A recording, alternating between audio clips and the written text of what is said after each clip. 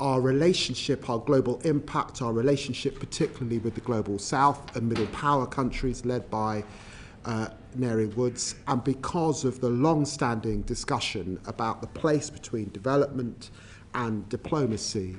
Manish Shafiq is leading that work on development particularly. Those remain my priorities, but I suppose day to day, as I've set about my work, a reset with Europe was very important, centering growth, getting back our climate leadership particularly, and ensuring that I was engaged in the world, and that's why I've done lots of travel and been in many, many countries over the last few months. It's only been 4.5 months, of course, but to communicate that Britain is back and we are engaged. And of course, because of the wars and the crisis, it remains the case that Ukraine particularly, but also the crisis in the Middle East has dominated much of my time. Could I also ask you specifically about something that's happened overnight, which is the we hope the welcome news of a ceasefire in Lebanon. In the past, I know that Britain has given training and support to the Lebanese army so that they can play an important role in the Blue Line. Can I assume that we're going to renew that support in the future as a part of this peace deal? Yes, and I would hope increase that support over this coming period. As you know, I sought to get to Lebanon both in opposition and immediately in coming into office. I gripped very quickly the potential for a crisis situation in Lebanon, and it was very important that we would put on planes and other things if people wanted to leave. Engaged substantially with both the Speaker in Lebanon, but obviously the Prime Minister McCarthy on many, many, many occasions, many, many phone calls. I was the first G7 foreign minister, and we were the first country to call for a ceasefire. We've been working very closely with US and French colleagues, right behind the Amos Hochstein plan. I'm delighted that a ceasefire has now happened, and that was indicated in the G7 meeting I had in Rome on Monday. So very pleased. You would expect us to be supporting the LAF as they try and secure the south, particularly. And we want to be in a situation where Lebanese can move back south and Israelis can move back north, and we see the end to fighting and gunshots and the death toll that we've seen, particularly of civilians. And would you be happy to also commit today to increase our contribution to UNIFIL?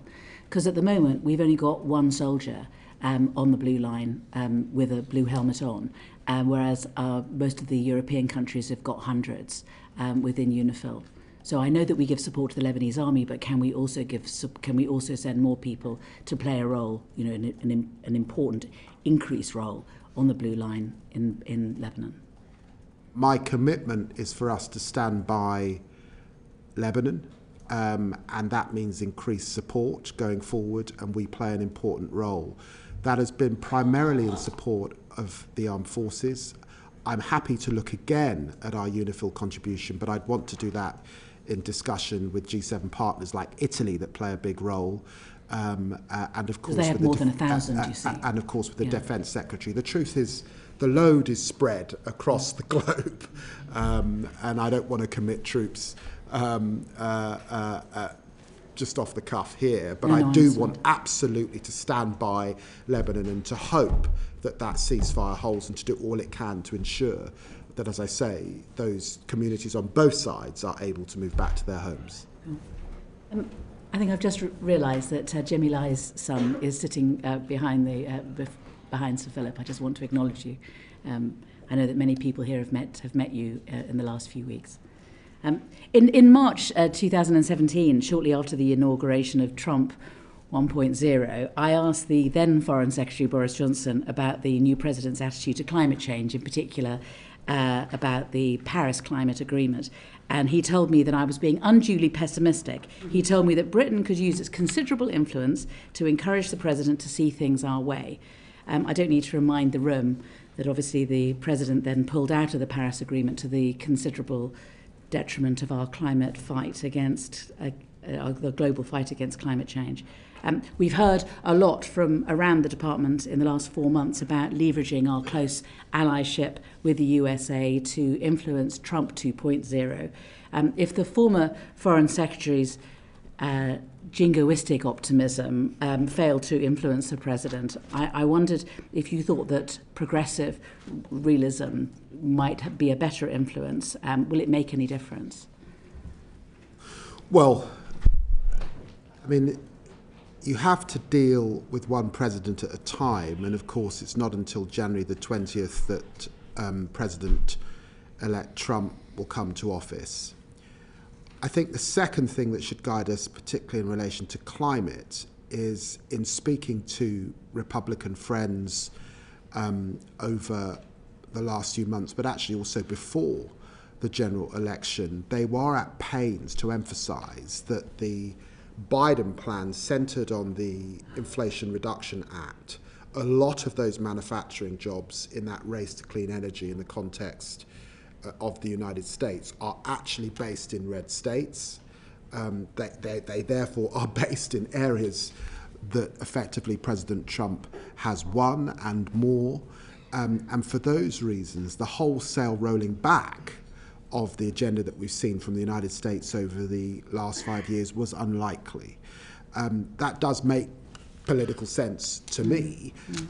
There are rules with the degree to which we can engage with a transition government before they've taken office. So I don't know what the current plans are in relation to climate, but I take some confidence from that. I think the tone and the expression, of course, would be different from Joe Biden's government. That's clear, but we have to wait and see. We will.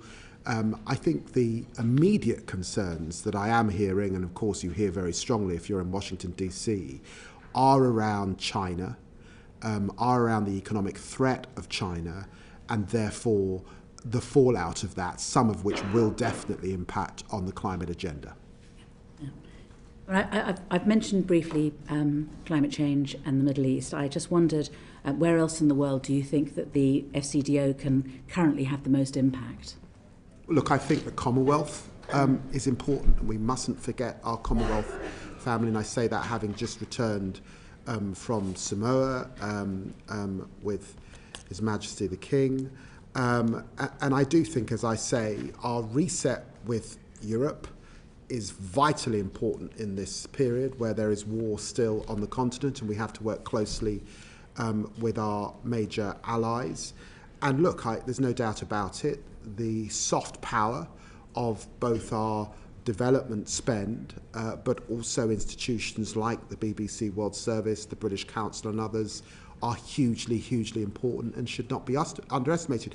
What I found in 4.5 months in the job is the global community want us there. They want us in the room. They've missed us. They're delighted when I'm back in Indonesia, in Laos, in Nigeria. I couldn't believe there'd not been senior visits to South Africa over the last. These countries want to see us again. They want to engage with us. They want to speak to us about the issues of the day, particularly energy, climate finance, those sorts of issues. They welcome Britain's return.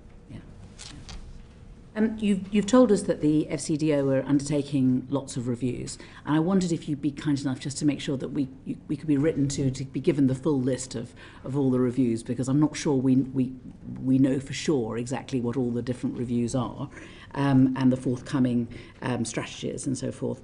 And I wondered particularly about the China review, if you would agree to publish all the reviews once they've happened, but also particularly if you would come back and see us again to talk specifically about China when the China review is published. Can I just say specifically on that, it is also the case, and I should have said this at the beginning, the FCDO, like other government departments, have had so many foreign secretaries I've lost count, so many ministers I've lost count, and I suppose there is a sort of sense almost, there was at the beginning, I think from diplomats and senior civil servants, here again we've got a new Foreign Secretary and a new set of ministers. It has taken a little while, but I think it's definitely been gripped. No, this is a new government. And so I know that there are both the reviews that I've initiated, that I've explained, but also the China audit to which you refer.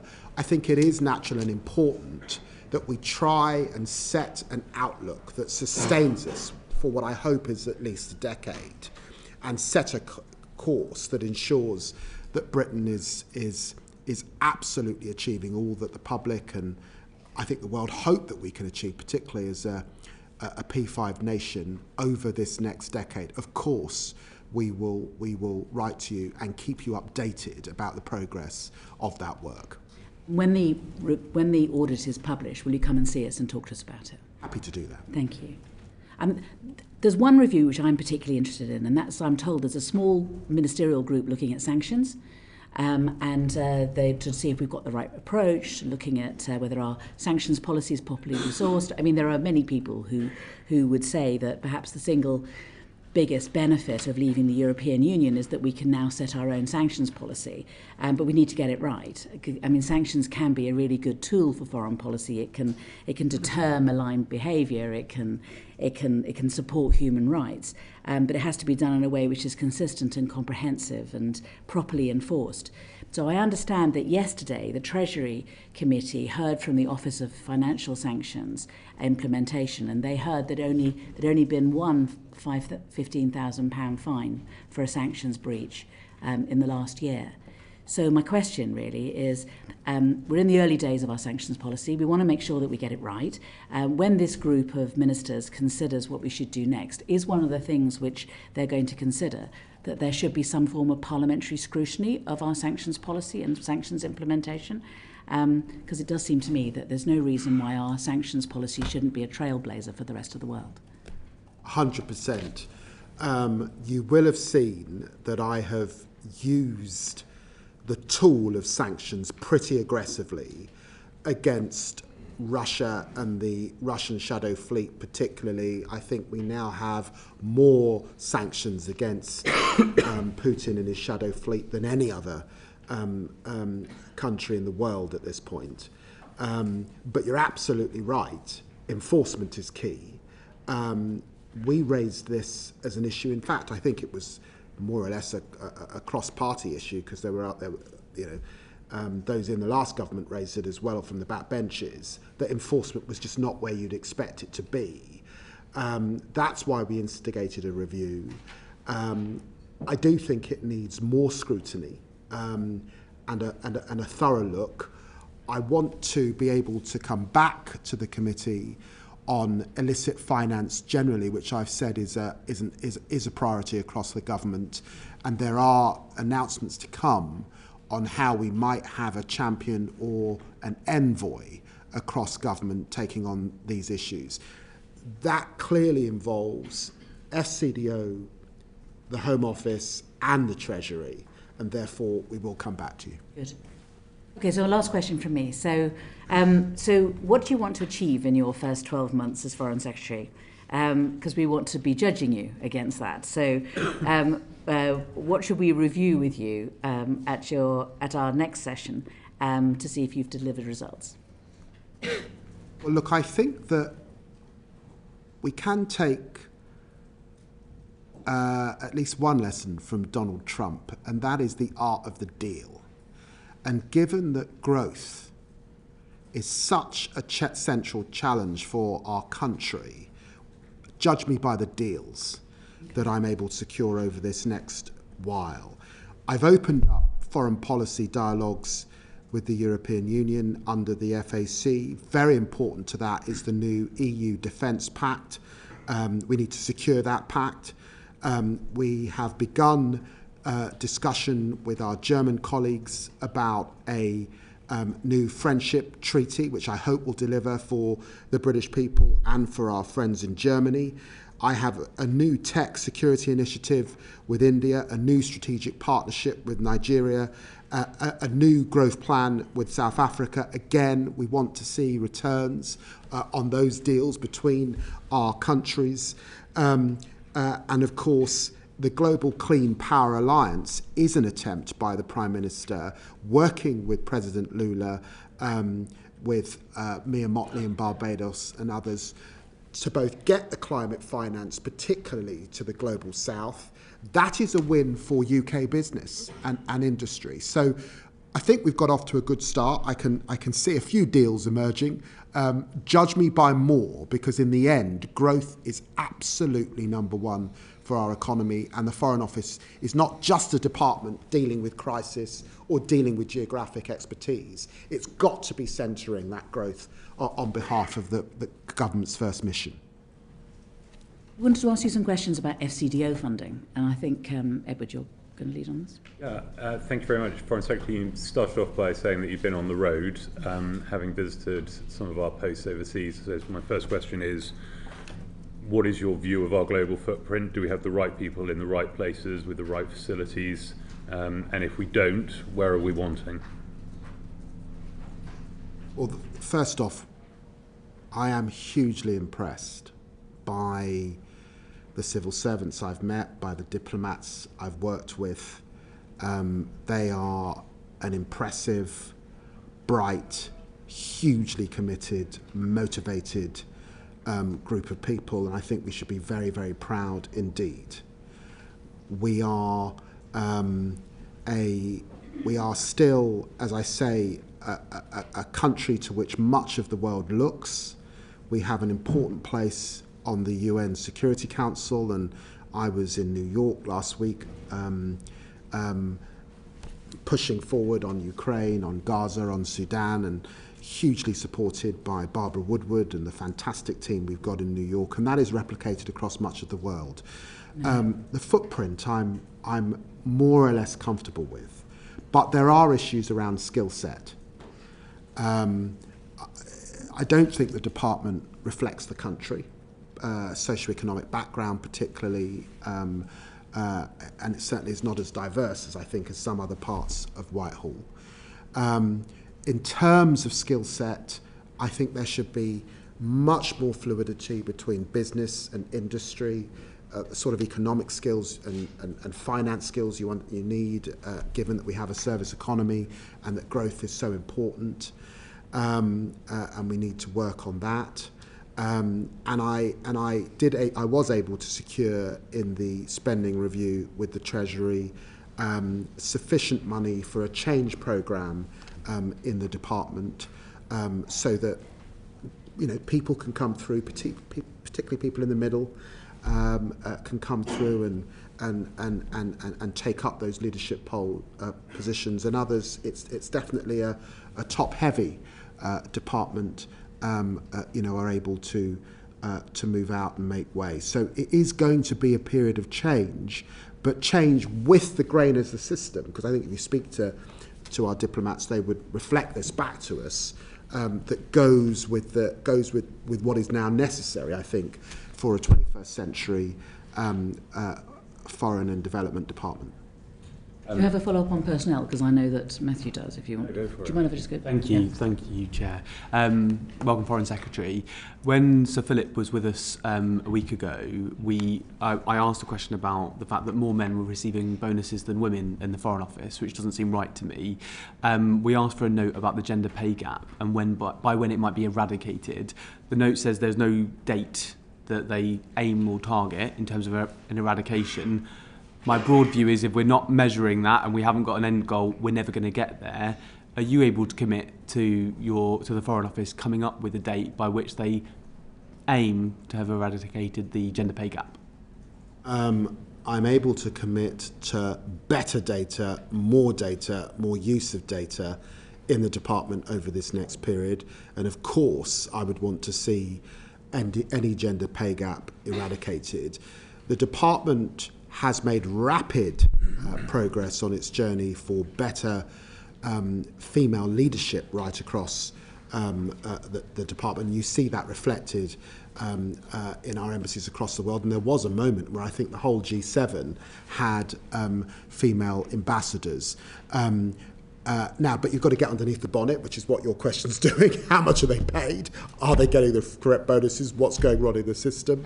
And as I say, there's a broader suite of issues across the diversity piece. And the point is there have to be the right KPIs, data and indicators on the back of that. And I'm quite sure we're not quite there yet. So you have my undertaking to get into that over this coming period for sure. I mean, I can assure you we will keep asking till we find out when the deadline is going to be. I'm going to set him on it. It won't be a question, just comment on that though. I think actually coming from you, coming from the top, the suggestion that that's what you want to see is what's going to make change happen. In my experience of past organisations, it's when the top say, actually we care about this and we'd like you to get there. You can't always make that happen at the right time, but it sets things in motion. I think would be a really, really strong signal. Well, I would look, I support you in that. I guess I'm seasoned enough to know that at some point I may no longer be Foreign Secretary. And what you don't want is what we've seen over these last few years with a cycle of Foreign Secretary and the system goes back to doing what it used to do. So how can we make this systemic is the question. Hence the reviews, hence the change programme that's coming, and hence the scrutiny I welcome from the Select Committee. Thank you. Sorry, going back to you, Edward. That's fine. You mentioned previously in your previous answer about securing funding from the Treasury, which is timely, because when Sir Philip visited us last week, along with the Finance Director, we were talking about funding for maintenance of the estate and the overseas footprint, and the fact that that has traditionally been serviced by selling assets, recently Tokyo and Bangkok, raising about 1.1 billion. Your Finance Director says that that money runs out around 2026. I think, his figure was an annual run cost of about low 100 million. The National Audit Office says 250 million. So have you had conversations with the Treasury about how that's funded once there's no more silverware to sell? Because otherwise, presumably, you have to cut something else within the FCDO to fund it. We have begun those conversations, but I expect to get in detail in those conversations in the next spending review cycle. You're absolutely right. Our estate is hugely important and reflects our country abroad. And, there are some embassies in fine fettles, there are others. For example, I was in China. That is not fit for purpose, frankly, for Britain in the 21st century. So we will need some sort of capital pot to spend on that estate, and that's a discussion that I will get into with Treasury colleagues over the coming months for this next spending cycle. And if you don't secure the adequate funding, if it is 250, what has to be cut if there is no more, or is there silverware that can Well, it was a tough spending envelope that we've just secured. In the end, I got a settlement of 11.5 billion for this next year and 12.2 billion going forward. I also had a tiny uplift, but it was there on our ODA spending of 9.2. So in a tough environment, I think the department did relatively well. But you're right, that does not go to capital spend on buildings, so there's more to do. And perhaps when I come back to the committee, we'll have got a result on that and you can press me a bit more. I think Claire has a question on this. Thank you very much. So linked to the conversation we had last week with Sir Philip as well, and you touched, Foreign Secretary, at the start on the fact that you inherited this failed merger when you first walked into the department. I wondered if you could perhaps please elaborate on that for us and set out some of those challenges that you have inherited and the work that you're undertaking, and perhaps highlight for the committee any particular areas of concern that you're still focusing on around that merger at this time. Well, I think that the department lost capability, particularly in development. People left the department, good people. There was a strong evidence base to much of the work that was going on the development side. And in a merger that was rushed, I think, significant amounts were lost, and then there were cuts in year that were very difficult, I think, in the field and damaged us reputationally as well. Manoush Shafiq's work will be very important to help us get back that capability and to set a course. But if I could just, and obviously Annalise Dodds is doing tremendous work leading on this agenda for us and for the government. But let me just sort of outline the sorts of things that Annalise and I have been looking at and discussing. One is to say that the world today is not the world that we were in when we were last in government in 1997. China's Belt and Road has happened and is happening. There are countries like India, Turkey, Brazil, playing much bigger roles on the development side in their region. We ought to be partnering with some of those countries actually in a deeper way, particularly in the continent of Africa. And when you speak to leaders in the Global South particularly, what they say is that they want partnership, not paternalism. And actually what that means is they want the same that we want for our country, growth and jobs. And then we have the challenges facing Europe, particularly of migration, people leaving areas that are experiencing the climate emergency, particularly conflict, fragility and other things. So all of that has got to be centred in our developmental work. Much of it remains really important on the humanitarian aid side, but what is development? What are our capabilities? How do we meet the Sustainable Development Goals? How do we do more in relation to areas of huge expertise in this country? Higher education, science, our innovation base, our health system and our health service, our education system. I think we've got to do more and better work over the coming years. Thank you for that. And just to follow up specifically, you touched there on the fact that you're looking to do more. Now, obviously, you're doing more with less because of the last Conservative government's cut in terms of ODA from 0.7 to 0.5%. I wonder what your view is, Foreign Secretary, on whether that has harmed the UK's soft power. Well, I shouldn't. If I stressed more, some of that's different. Because I also was stressing that we can't just do the same that we did back in the last Labour administration, because the world has moved on.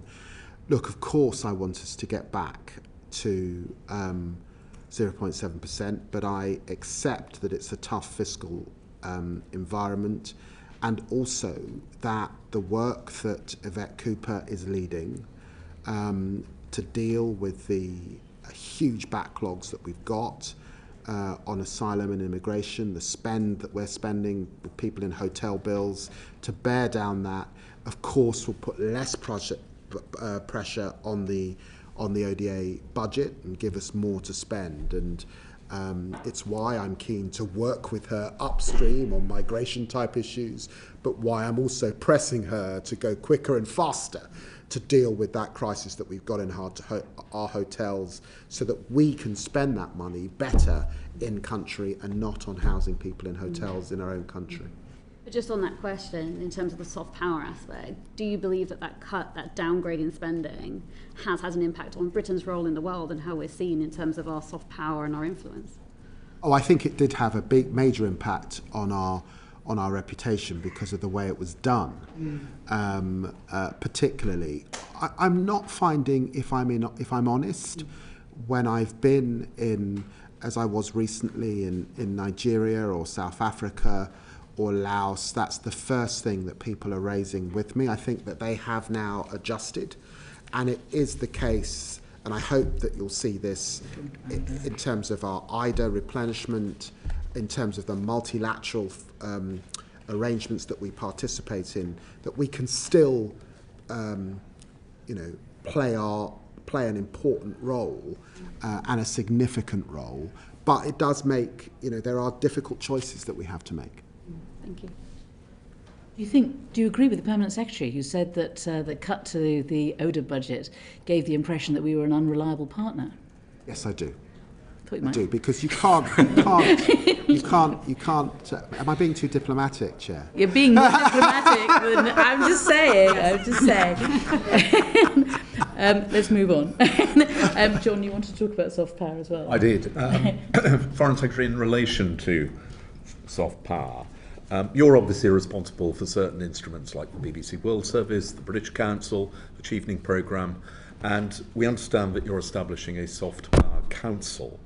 Now, DCMS obviously covers a lot of other areas, but you could also include the Department for Education, the Ministry of Justice, even the Royal Family. So can you say something about the new council? When is it going to be established? What are its terms of reference? Who will be on it?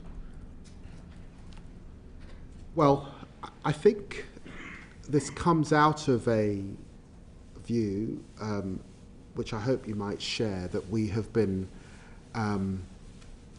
despite the huge soft power assets that we have, from the British BBC World Service to the Tate to the Royal Family to actually our development spend, we've not been punching above our weight in this area, and we've certainly not been as coordinated as we could be.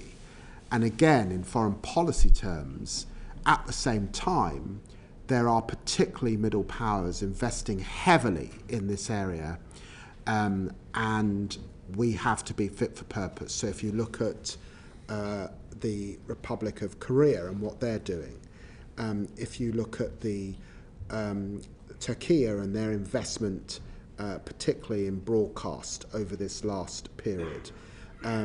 Sadly, if you look at our political our political adversaries like Russia, so we have to be really, really focused and better coordinated. The coordination between DCMS and FCDO in this area has not been as strong as it could have been. I'm really keen to work closely with Nisa Nandi. I hope to establish the Soft Power Council soon. I think the names that will be on that council will be familiar to you, Sir John. Many of them you will know from your experience. And it's an attempt to coordinate better and get better bang for our bucks, and also to look at the gaps and look at what more we could do. And of course, there's a job of work for me to do. I did get a good funding settlement for the BBC World Service in the spending review, which I was very pleased about. I think there's more to do with the British. So will we. There's more to do with the British Council. I think over this, still doing tremendous work. I mean, I saw wonderful work when I was in India, but I don't think that the British Council is doing as much as they would like to be doing over this period. And the other thing that I'm really aware of is, again, when I was last in government, the innovation in the system that was really shaking up British soft power, both domestically and internationally, was the lottery. And how can we think fresh about new sources of income or a better coordinated income that might give us bang for our buck internationally? Those are the sorts of questions that I'll be challenging this Soft Power Council to answer for us. Okay. And in terms of delivering on objectives, obviously there are some which are easy to measure, like the number of visitors who come to the UK, the number of overseas students who come to be educated here. But how are you actually going to quantify influence? Are you going to have specific targets and objectives which you will seek to achieve? This is a perennial debate in DCMS, and it's a perennial debate in the Foreign Office. What does success look like? How do we measure it? My instinct is that in the change that I outlined, new personnel, stronger priorities and objectives, particularly around growth, and in an area of public policy where there are some very assertive countries in that middle power group, we will need more KPIs than we currently have. It will take some work to work out what those are, and I hope that the reviews that are underway, particularly the Global Impact Review, might help us in that regard. I think that Edward has a follow-up, and then I'm going to Uma. I just wanted to jump in on you mentioned in passing there that you don't think the British Council is doing as much as it should or wants to. Well, it's not doing as much as it used to. Yeah. So, because of cuts. But also, it's being forced to pay back its COVID loan at commercial interest rates. Do you think that's consistent with trying to get it to do more? I think it's a very challenging environment for the British Council. And as I said, the truth is I had to prioritise in the spending review we just come out of. I'm pleased that I was able to secure further funds for the BBC World Service. I was not able to do that for the British Council, but it's a work in progress. I hope to return to the issue. We would all be disappointed if we didn't hear the question that we know Uma's going to ask. Thank you, Chair. Thank you, Foreign Secretary. So we've been leading a review into the soft power impact on BBC World Service, and I've asked every person who's attended this same question, including Sir Philip Barton. So we've discussed recently about the closure of BBC Arabia Radio. This same frequency has now been taken over by Russia Today. And we've had examples where BBC broadcast and previous channels that they've broadcast on, the frequencies have been bought either by Russia Today, by Sputnik or Chinese state radio media. Experts have called it a disaster for the region, with no fair or impartial news being made available. They've said it was a trusted source and there's no longer any impartial news. Do you think that future assessments of funding for the World Service should consider the impact on international and national security and the impact on disinformation in our world? Yes, I do. Look, I think let's be absolutely crystal clear about this. In the tough geopolitical environment that I outlined, I am worried about the emerging axis between countries like Russia, Iran and the DPRK. We tend to, rightly in this committee, no doubt, will be very focused on the hard power and some of the challenges we have with war and conflict particularly. And that will dominate much of your time, I suspect, over the course of this Parliament. But if we think back to the Cold War period, it was also the case that we had to win the battle of hearts and minds. And we all know in the end, you don't get change solely through hard power. Soft power is important. And if it is the case that the British language or the work of the BBC World Service is receding and other countries are stepping in, then I'm afraid I don't think we're living up to generations of the past. So I was pleased to be able to secure the extra funding or the uplift of 32.6 million in the last spending review to ensure that we weren't in a position where the BBC World Service was having to close language services. And I'm grateful to the representations that the BBC made, and I'm grateful to the Treasury for understanding that case. But I do believe the basis of your question is entirely right. Uma, please, the follow-up question's the one we want to hear. Yeah, you've stumbled me. What's my usual follow-up? You were on the World Service. I'll cede the time that we've Very good. All right. Well, that's very disciplined because we are running behind. Afra, I think that you were going to lead off on the Commonwealth Heads of Government meeting, please. Was indeed. Thank you. Hi, thank you. I was pleased to hear you say that the Commonwealth is important in one of your earlier answers. You attended the Commonwealth Heads of Government meeting with the Prime Minister recently. However, there were notable absences, with both the South African Prime Minister and Indian Prime Minister choosing instead to attend the BRICS summit chaired by Vladimir Putin and held in Russia. Of course, both India and South Africa are important players in the Commonwealth and offer much in terms of their contribution, so it's regretful that they didn't attend. Why do you think these leaders opted to attend the BRICS summit, and what can be done to improve the value of the Commonwealth so that leaders treat it and Chogam as a priority?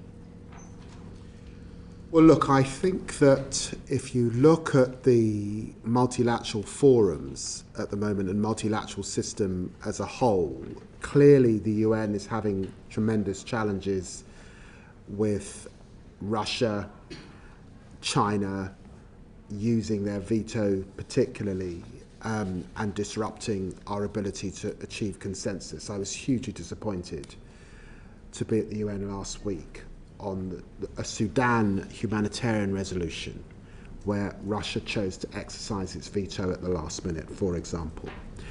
So of course it's the case that other forums in which we come together become really important. The G7 is hugely important. For us, the G20 is an important forum as well. The Commonwealth, it seems to me, is unique because of its footprint globally, because it's an ability, what the Australians and those in the Pacific Islands say to me is it's an ability to engage with countries in Africa in a way that would be actually very difficult if we didn't have this forum. And if you look at the things that bind countries together, there's the political, there's the cultural, and then there's the economic. When I challenged leaders and foreign ministers as to why they were off to BRICS, they tended to say it's the economic that's important to us. And clearly, I think we've got to recognise that China as a superpower is there. They didn't want to, they played down the political coming together. The Commonwealth as an institution is not a political coming together. I mean, clearly, that's self-evident that there are countries that are non-aligned in that group, as well as countries like ourselves. Some say it's an interesting forum because neither of the superpowers are there, and they quite like it for that reason. I do think there's more to do economically, and I was very pleased when I was there to kick-start and put quite a lot into a trade initiative across the Commonwealth family, recognising that huge trading partners like India, Canada, Australia, Singapore and South Africa are around the table, and it accounts for 9% of total UK trade, particularly worth 164 billion. But there's more, I think, that we can do and we need to do over this coming period. And I know the Singaporeans were pressing this as we were around the table, because in the end, it's growth. It's growth that leaders and foreign secretaries want to see in their respective countries. I think the wonderful strength of the Commonwealth, just going back to the other heading, cultural, is of course its young people. And the youth profile across the Commonwealth is impressive and amazing, particularly because of the representation on the African continent. You've got countries like Togo and Gabon that are joining at this time. So that's what I keep in mind. We have a new Secretary General starting, so this is a new refresh period for the Commonwealth. More focused, I think, probably on growth, particularly initiatives around young people, education. Its core strengths, I think, will mean that it remains a powerful body over the coming decades. Thank you. And that answered some of my next question, which was helpful. At the conclusion, of course, of CHOGM, a communique was signed by the 56 heads of government, which outlined the issues discussed at the summit. And of course, as you know, the communique acknowledges the calls for discussions on reparatory justice for the abhorrent transatlantic slave trade. You are on record supporting reparations in the past, and I understand this is an issue, of course, that you'll feel strongly about. I believe in 2018 you said in the House of Commons as a member of the British Caribbean community that we don't just want to hear an apology, we want reparations. I understand the context of those remarks were, I think at the time, in relation to the Windrush scandal, but nonetheless, as a then senior member of the opposition, your remarks would have been heard by other countries who seek reparations. And indeed, I think Sir Hilary Beckles, who is a leading reparations campaigner, has called you a supporter of discourse on reparations. So given those past comments that you've made, do you accept that those who support financial reparations in other countries will feel encouraged by your position to escalate this matter and put pressure on the UK government to make payments? Well, look, I think the starting point is to recognise that the Commonwealth brings together countries that are very diverse, and this was not just a Commonwealth meeting of Caribbean nations. We have Pacific states there, we have many African countries there, and actually what I was talking about before, that we launched the investment plan of action to mobilise investment across the Commonwealth, that's the number one thing people care about. We were talking about climate finance and climate initiatives. Again, that was the number one thing that Commonwealth members were talking about. Thank you for recognising that back in 2018, I was the leading voice in Parliament on the Windrush scandal. I'm afraid it was a very low moment in our national story. And I make no apologies for bringing that scandal to public attention, the treatment of a generation of people that came to this country and made a huge commitment, building our railways, building our NHS, gave so much and took so little.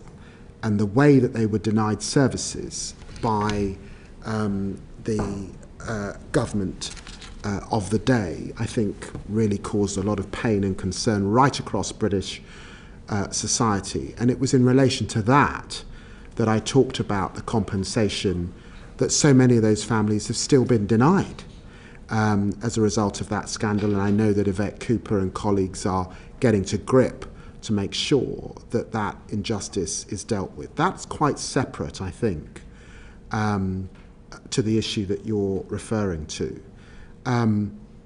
The Caribbean nations who make up part of the Commonwealth family have a 10-point action plan.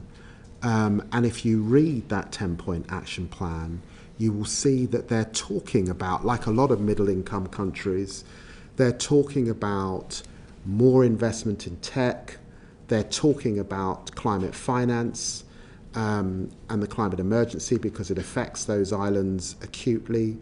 They are talking about education and health. And those are areas where we absolutely, in terms of the future, would intend to be in dialogue with the Caribbean. That's why we have, for example, a 200 million infrastructure fund with Caribbean nations assisting them when there are hurricanes and other things. So that was the nature of the conversation. There was no discussion about reparation and money, and the Prime Minister and I were absolutely clear that we will not be making cash transfers and payments to the Caribbean, but we are absolutely happy to have the dialogue about the future, our future relationships, and we will continue with those. So just to clarify on that, because obviously, as you've alluded to, the Prime Minister committed to engaging in meaningful, truthful and respectful conversations about reparations. So you've talked... No, I think language is really important. It is. I don't think you'll find the word reparations in the communique.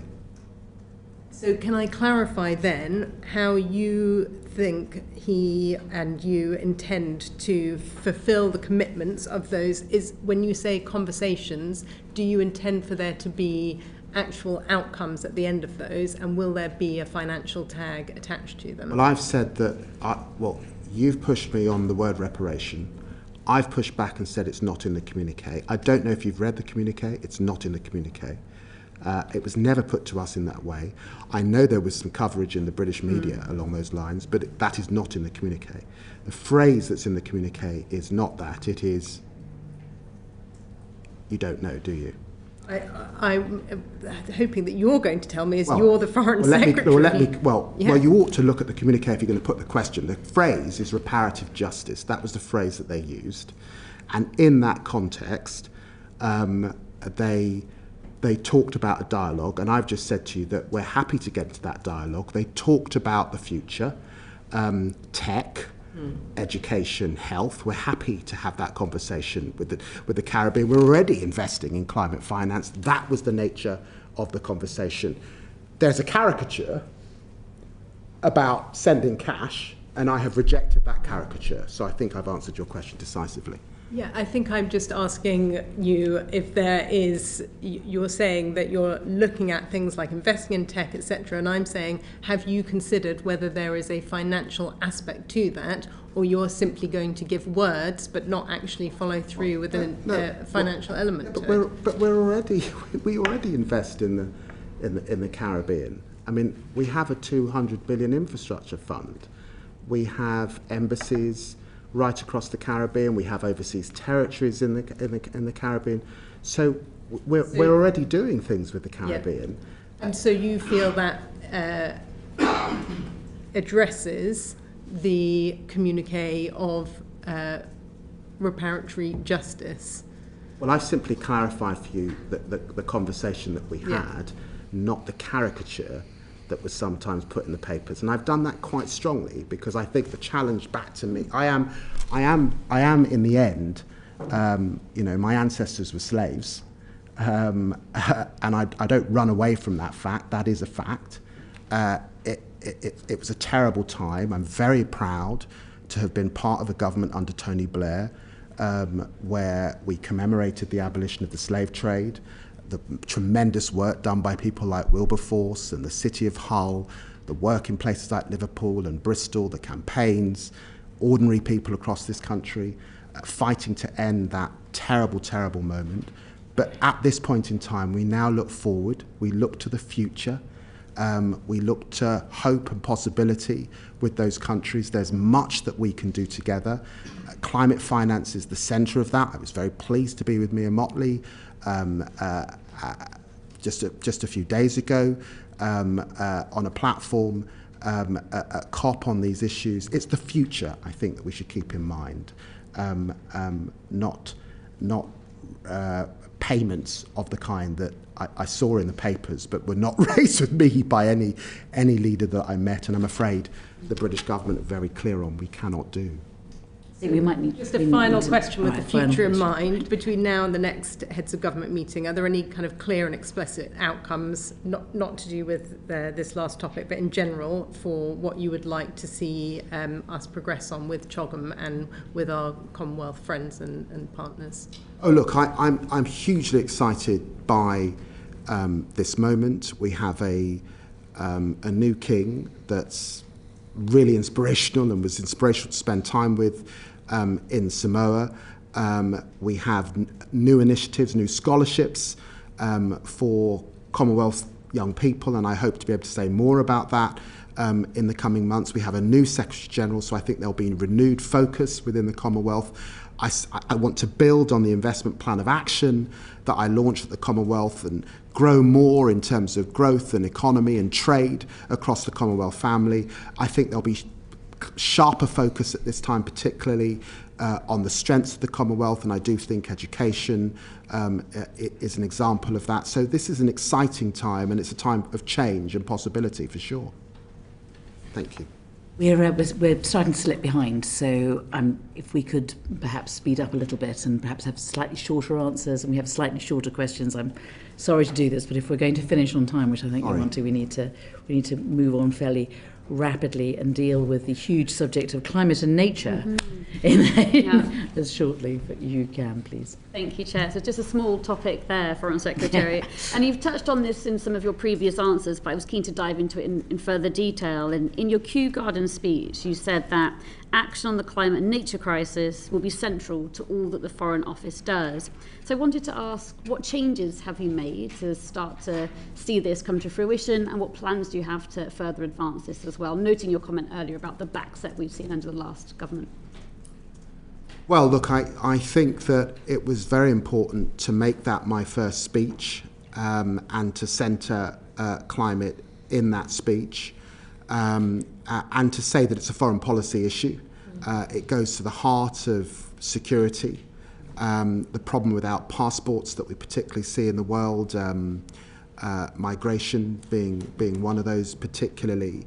I think it was very important to see the Prime Minister and President Lula launch the Global Clean Power Alliance in Rio off the back of my speech, and in this last period reaffirming the 11.6 billion that we want to spend in climate finance is really important. The 3 billion on nature, of which 1.5 billion of that is on forests, and working alongside, for example, indigenous communities, I think is extremely exciting. And the leadership that we're going to need over this period as we press for MDB reform, particularly the appointment of 2 envoys on climate and nature, I think are an important contribution, all of it to get back our climate leadership role and to support those in the Global South in their race for clean energy at this time as well. Thank you. So looking ahead to you returning to be in front of this committee in, say, a year's time, what would success look like across this period? How do we judge that has been success and good progress on those measures that you're starting to set out there and bring about? I'd certainly like to see the Global Clean Power Alliance beginning to deliver for the Global South on the finance side. I'd like to see the sorts of changes we'd want to see in the World Bank and the IMF, bearing fruit over this next horizon. COP was a challenge, and I think Ed Miliband sort of conveyed that at the dispatch box. Nevertheless, the world came together and agreed the 300 billion, which I think is really significant and really important. And of course, we should, at this time, on behalf of taxpayers, I think we all understand this is not just about taxpayers' money. It is about the role of private corporate funds as well, and the private sector alongside philanthropy as well. How we lever to grow that 300 billion so we meet 1.5 is essential. And of course, we've got to stay alongside those, like indigenous communities, that are the custodians of our forests at this time, as well as grow the green jobs within our own country. So I hope that in a year's time you'll be able to measure and see some of that. But of course, in this area, this is not just about UK leadership, it is about partnership globally, particularly with the big emitters in the world. Absolutely, and you made it very clear earlier, Foreign Secretary, that growth is central to your work and the department's work as well. So I was wondering about if you have red lines when it comes to climate and nature. Say, for example, in a trade deal, unfortunately not every country around the world shares our ambition for tackling the climate and nature crisis at this pace.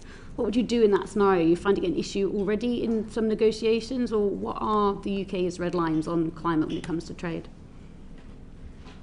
Well, we're pretty clear that we have made decisions, particularly about not offering any more licenses in the North Sea, and so we have made internal decisions. We've seen the end of coal effectively here in the UK, and therefore, as we partner with countries, we are having that dialogue about fossil fuels particularly. But I think we also have to be sensitive that countries have different starting points, particularly in the Global South, as we work with them. So this is not about hectoring or lecturing.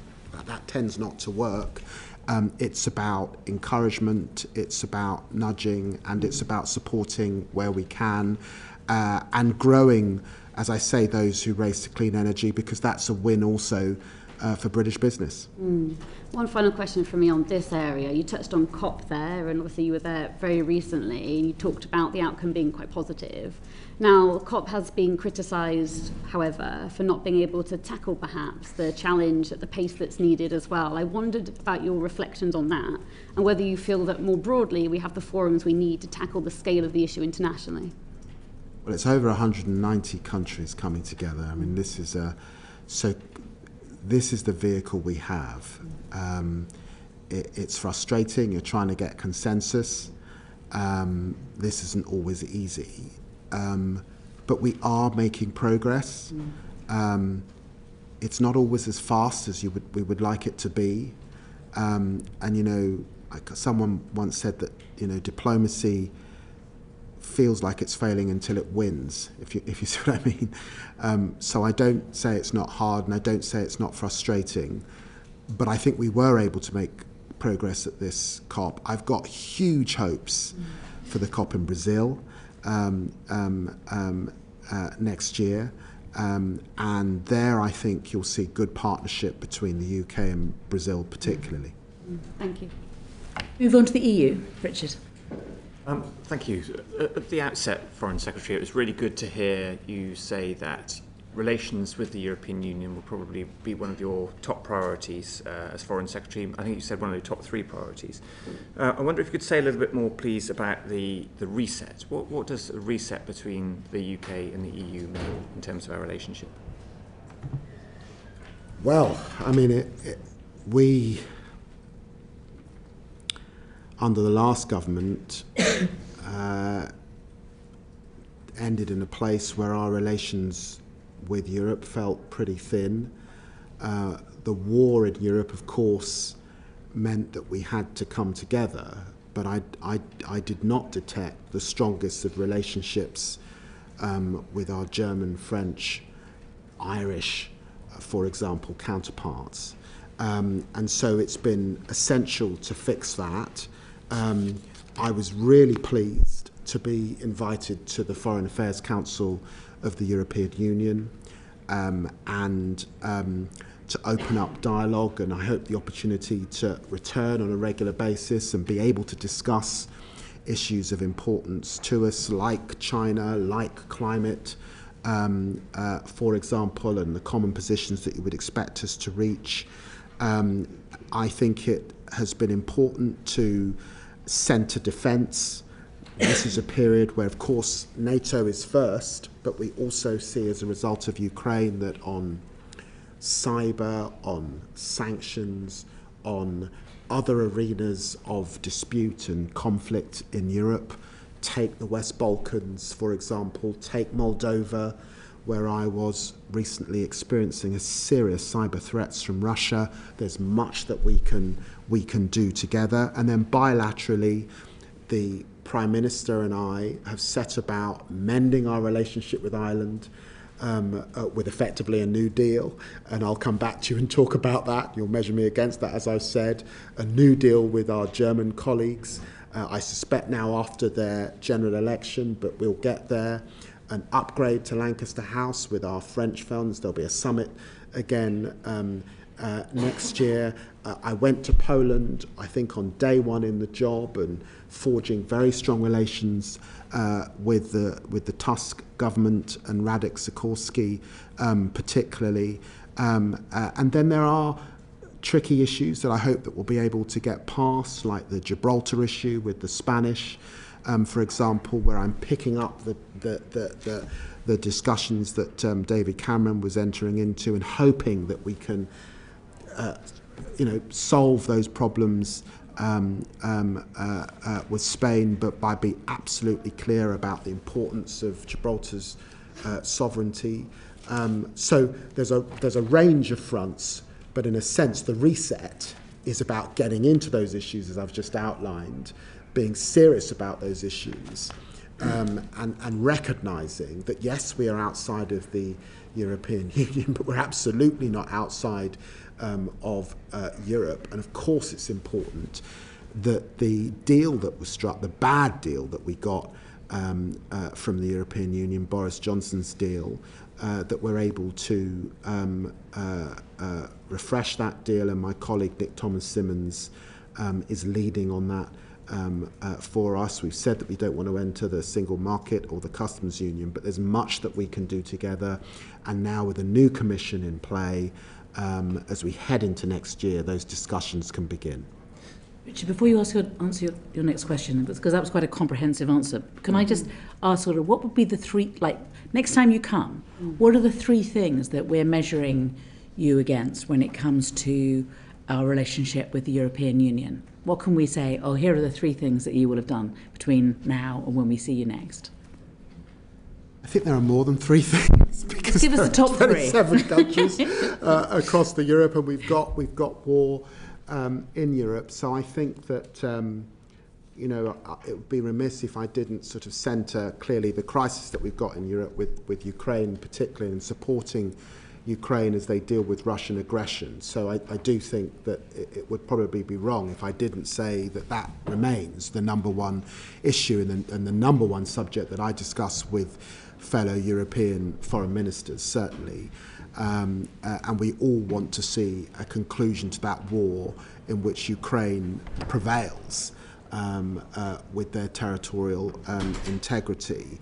But clearly over this next period, both in terms of foreign policy and my direct relationship with the European Union, in terms of the new deal that we want to strike with the European Union, but also those key bilateral relationships, I think that you will be able to talk about what's in that new friendship treaty with Germany, what's in a refreshed Lancaster House, what's the result of that re-engagement with Ireland, particularly, and I hope that we can make progress on Gibraltar. You use the language of a friendship treaty with Germany, which evokes quite warm, fuzzy feeling, but I do wonder, in terms of substance, whether on the defence and security side we're actually going to see something that is really substantial and meaningful. We know, for example, that Europe would like the UK to contribute more, to put more in relation to defence and security into our links with Europe. Would we consider, for example, association with the European Defence Agency or the Peace Facility?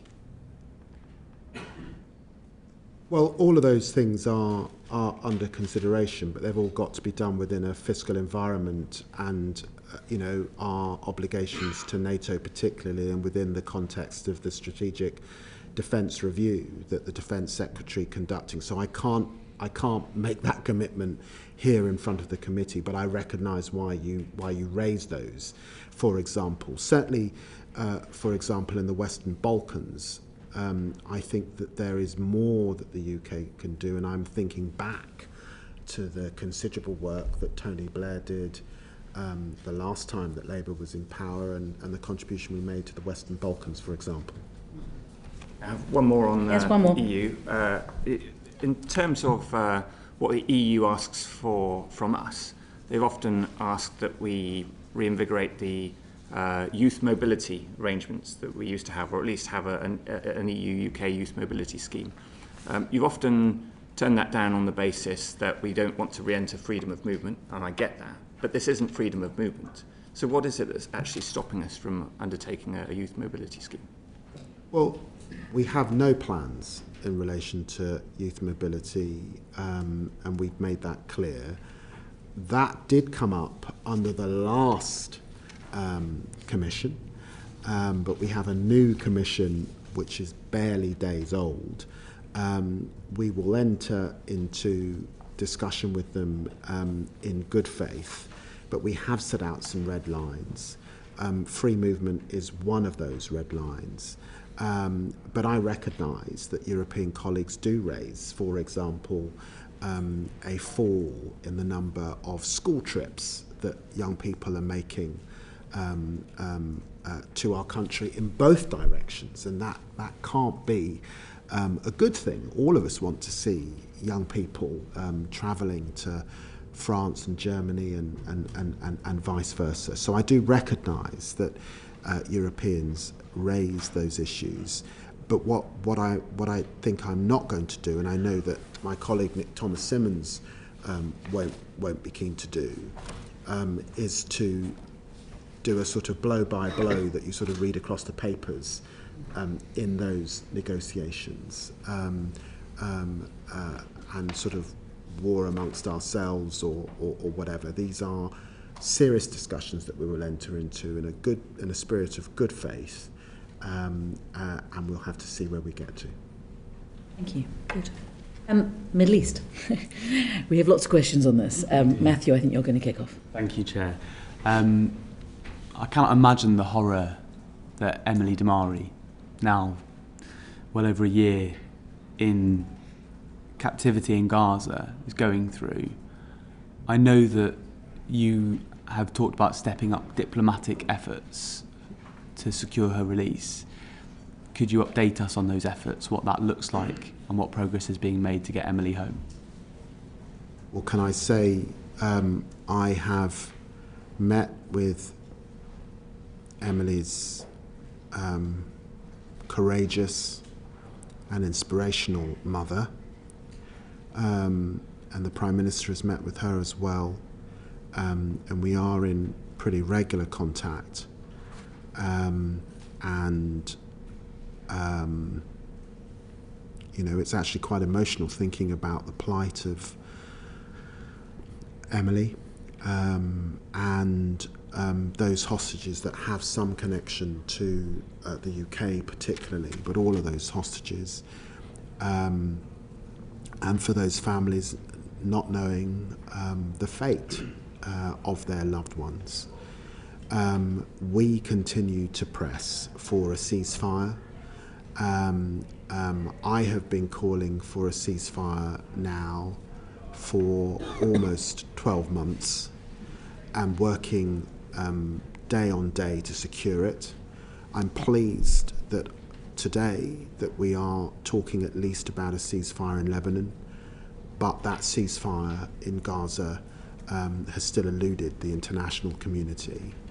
And that principally, of course, has been working with Israel, with our US colleagues. I was with Tony Blinken again on Monday discussing what prospects we might have with the Qataris and others who have routes into Hamas.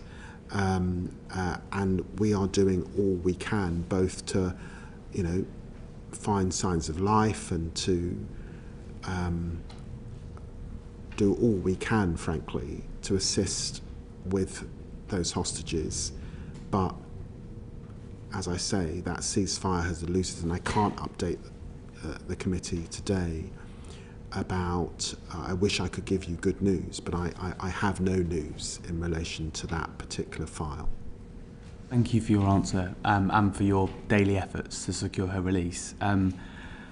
There is obviously an extremely concerning situation in Gaza in relation to aid, and that is desperately, urgently needed to increase.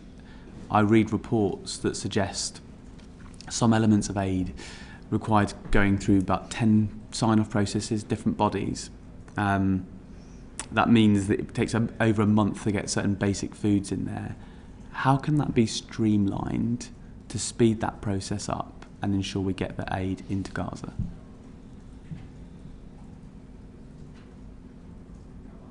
I spoke to Commissioner Lazzarini this morning about the situation in Gaza.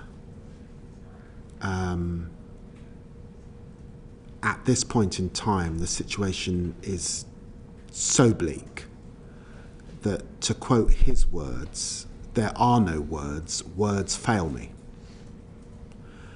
As you know, the UK has sent and continues to send a lot of aid.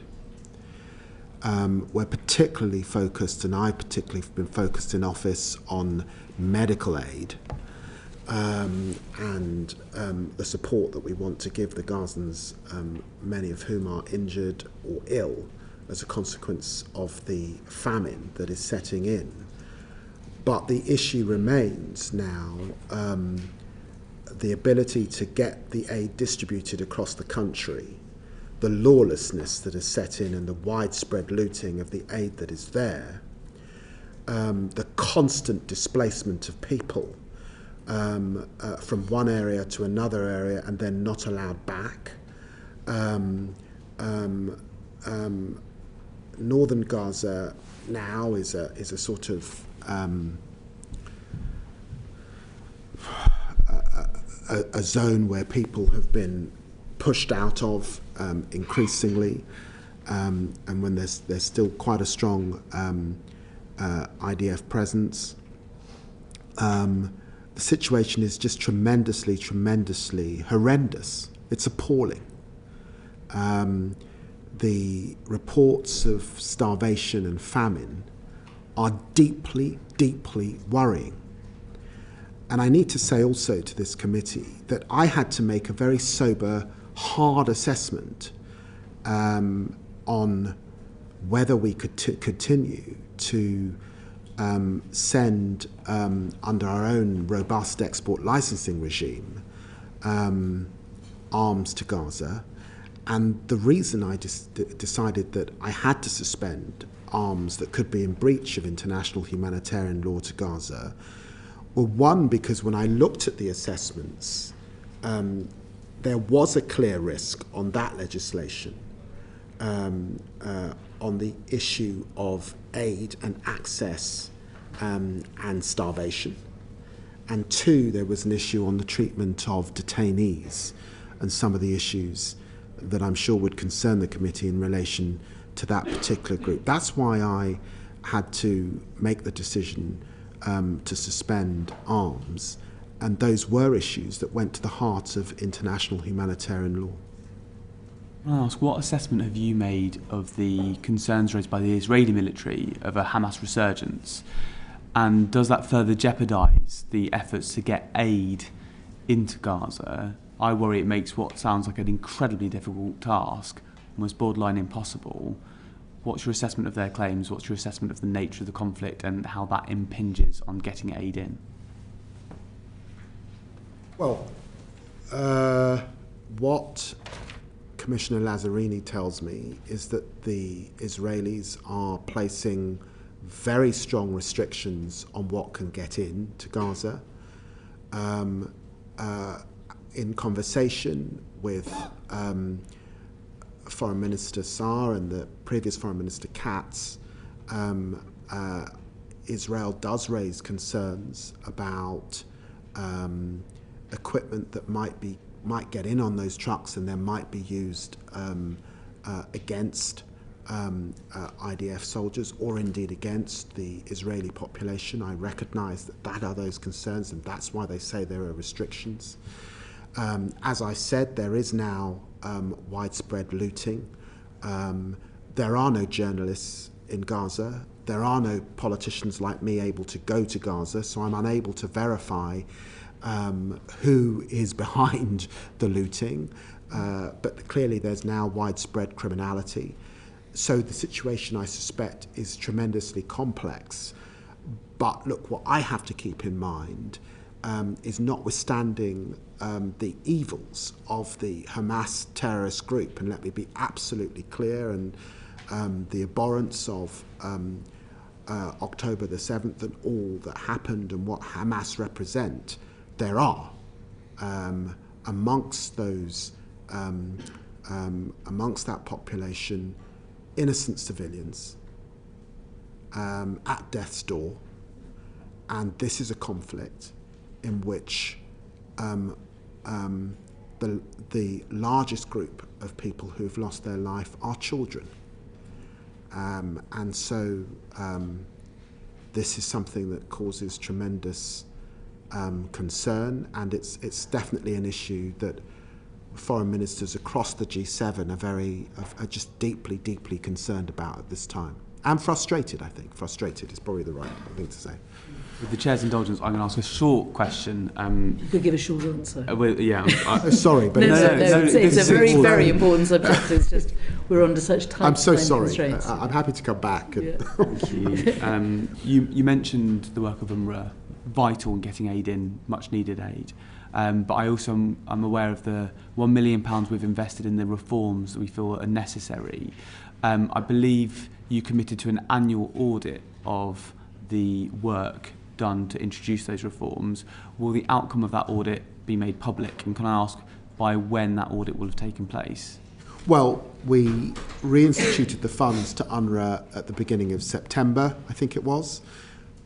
But forgive me if I got it's busy for 4.5 months, but I think it was around the beginning of September. I think it was July. Forgive me, sorry, July. I spoke to Madam Colonna to make that decision and read her report. $1 million of that, as you say, is for the reforms that are necessary. I did raise that Mr. Lazzarini this morning, and of course we talked about UNRWA because of the Knesset bills and the suggestion that all funds and all support to UNRWA would be suspended entirely, which would have huge catastrophic implications, not just in Gaza but also in the occupied territories. And therefore, of course, I will update the committee and update the House on the work that we've put behind that reform. But clearly this is a changing picture, and at this point in time, it is still the intent, it would seem, to withdraw complete support from UNRWA, and therefore there may be very little for us to report on if that were to go ahead next July. But I'm doing a lot of work to ensure that that is not the case. I think it would be the wrong decision for Israel's security, and it would certainly be the wrong decision for the people who rely on the services of UNRWA in both Gaza and the occupied territories. I have a question I'd like to ask, but I'm not. But what are you going to do to stop the Israelis implementing the UNRWA bill then? I mean, this is going to be within the Knesset because it's so important that this doesn't happen. So what is Britain doing in order to stop that? Well, it's not just Britain acting on our own. No. On Monday at the G7, this was a topic of discussion across all foreign ministers. We were all unified in our concerns about UNRWA. There was a communique that flowed from that, where that was referred to. There's a lot of diplomatic activity going on at the moment to urge the Israelis not to implement those bills and to impress on the Israelis that we think that this would be catastrophic for their own security. Yes. Let's just focus on the occupied on the West Bank and East Jerusalem. UNRWA is providing healthcare. It's providing schools, not just food and aid. It would be catastrophic to withdraw those services, and if you were withdrawing those services, then I assume the Israelis are saying that they're going to provide them, which I think would be very, very problematic for them. There are legal obligations as an occupying power, and I'm afraid that the international community is very clear about those obligations as an occupying power, and we do have to hold Israel to an account. I expect, as a democratic nation, Israel has to keep in mind its obligations under international law. Okay. Thank you, Chair. Foreign Secretary, my questions will be in relation to the West Bank, the annexation that's due to take place there. So over the last 30 years, there's been a 134% increase in the number of settlements in the West Bank. The ICJ ruled in July of this year that Israel's occupation of Palestinian territories is illegal. And we obviously heard the comments from Minister Smotrich in relation to 2025 being the year of sovereignty in Judea and Samaria.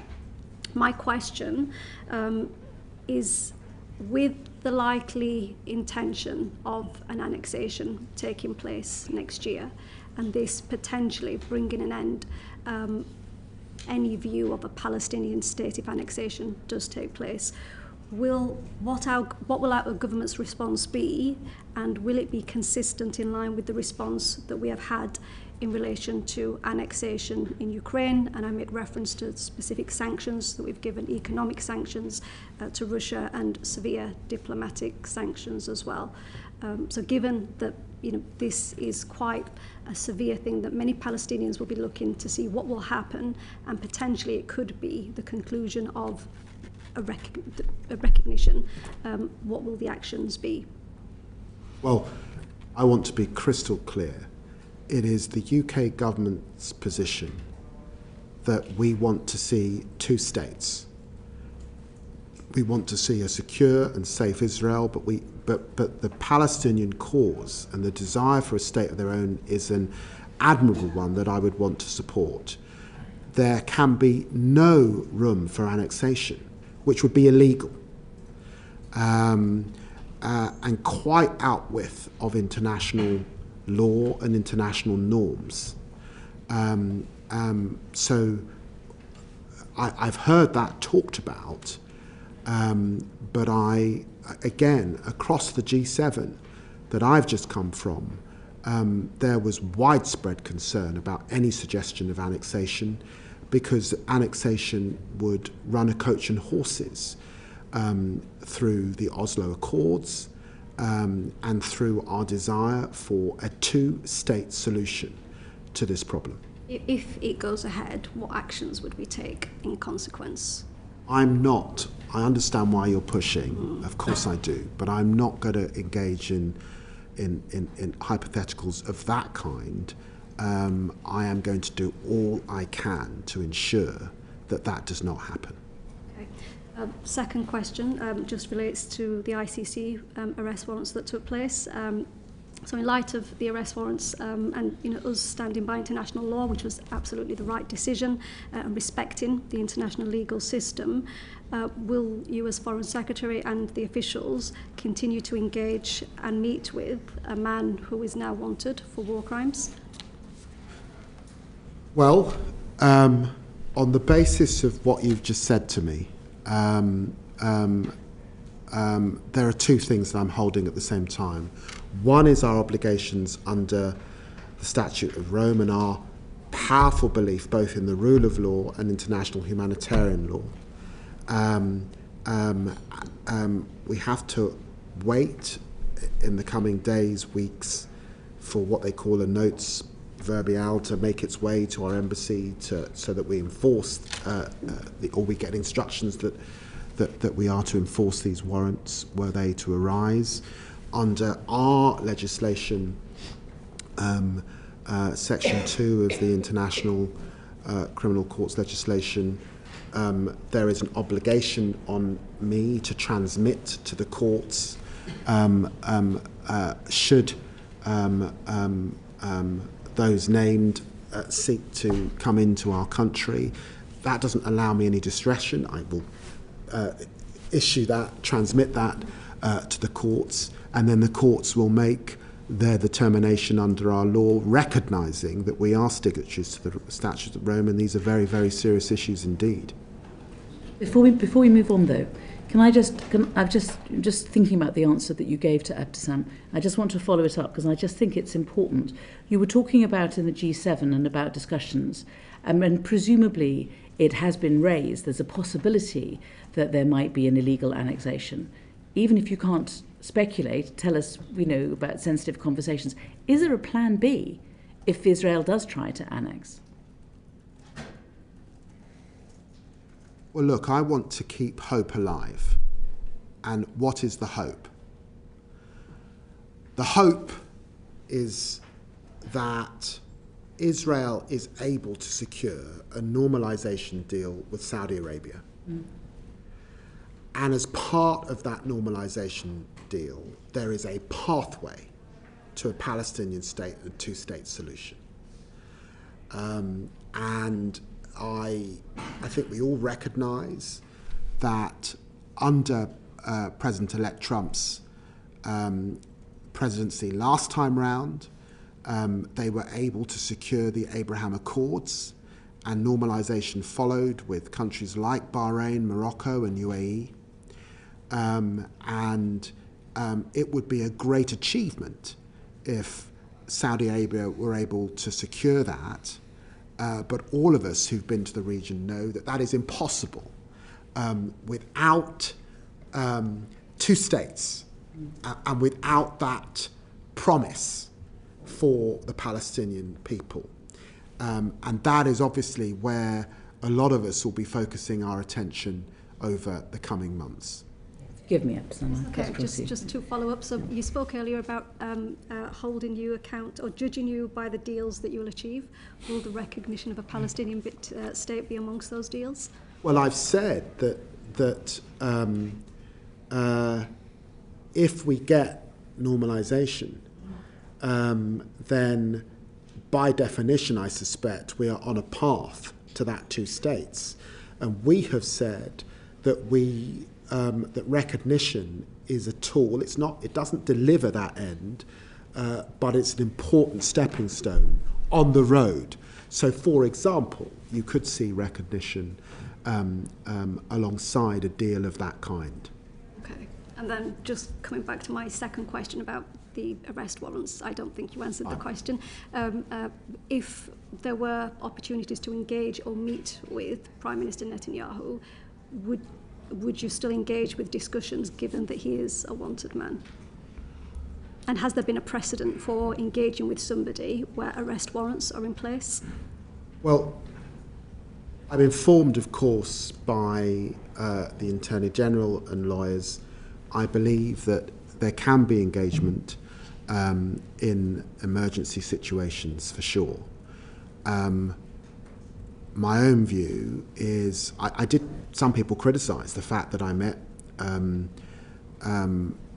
Bibi Netanyahu, but I absolutely stand by the ability to talk to Bibi Netanyahu about access and aid, as I did in the first few weeks in office, to be able to talk about Gaza, to be able to talk about normalisation, to be able to talk about Lebanon, to be able to question on things like UNIFIL or our support for the Lebanese armed forces. I do believe that those are important matters that require engagement from those of us in government. And I think it would be hugely problematic were we not able to do that on behalf of our country, of our constituents, and everyone who wants to see a ceasefire, who wants to see the aid get in, and wants to see those hostages get out. And I've got to be able to talk to the Prime Minister if I'm serious about getting Emily Damari home. So I can't see circumstances under which I would not be speaking to the elected representatives of the Israeli government. Thank you. Uma, I think you've got something else we want to just ask a couple of questions on. Thank you, Chair. Foreign Secretary, my questions are on sanctions. I'm going to focus the first two on the situation in Gaza. You've been clear, including in the Chamber yesterday, that you won't be drawn on sanctions that are under considerations. I've previously written to you about the use of Magnitsky sanctions. So I want to ask you about the way that decisions are made rather than forthcoming decisions.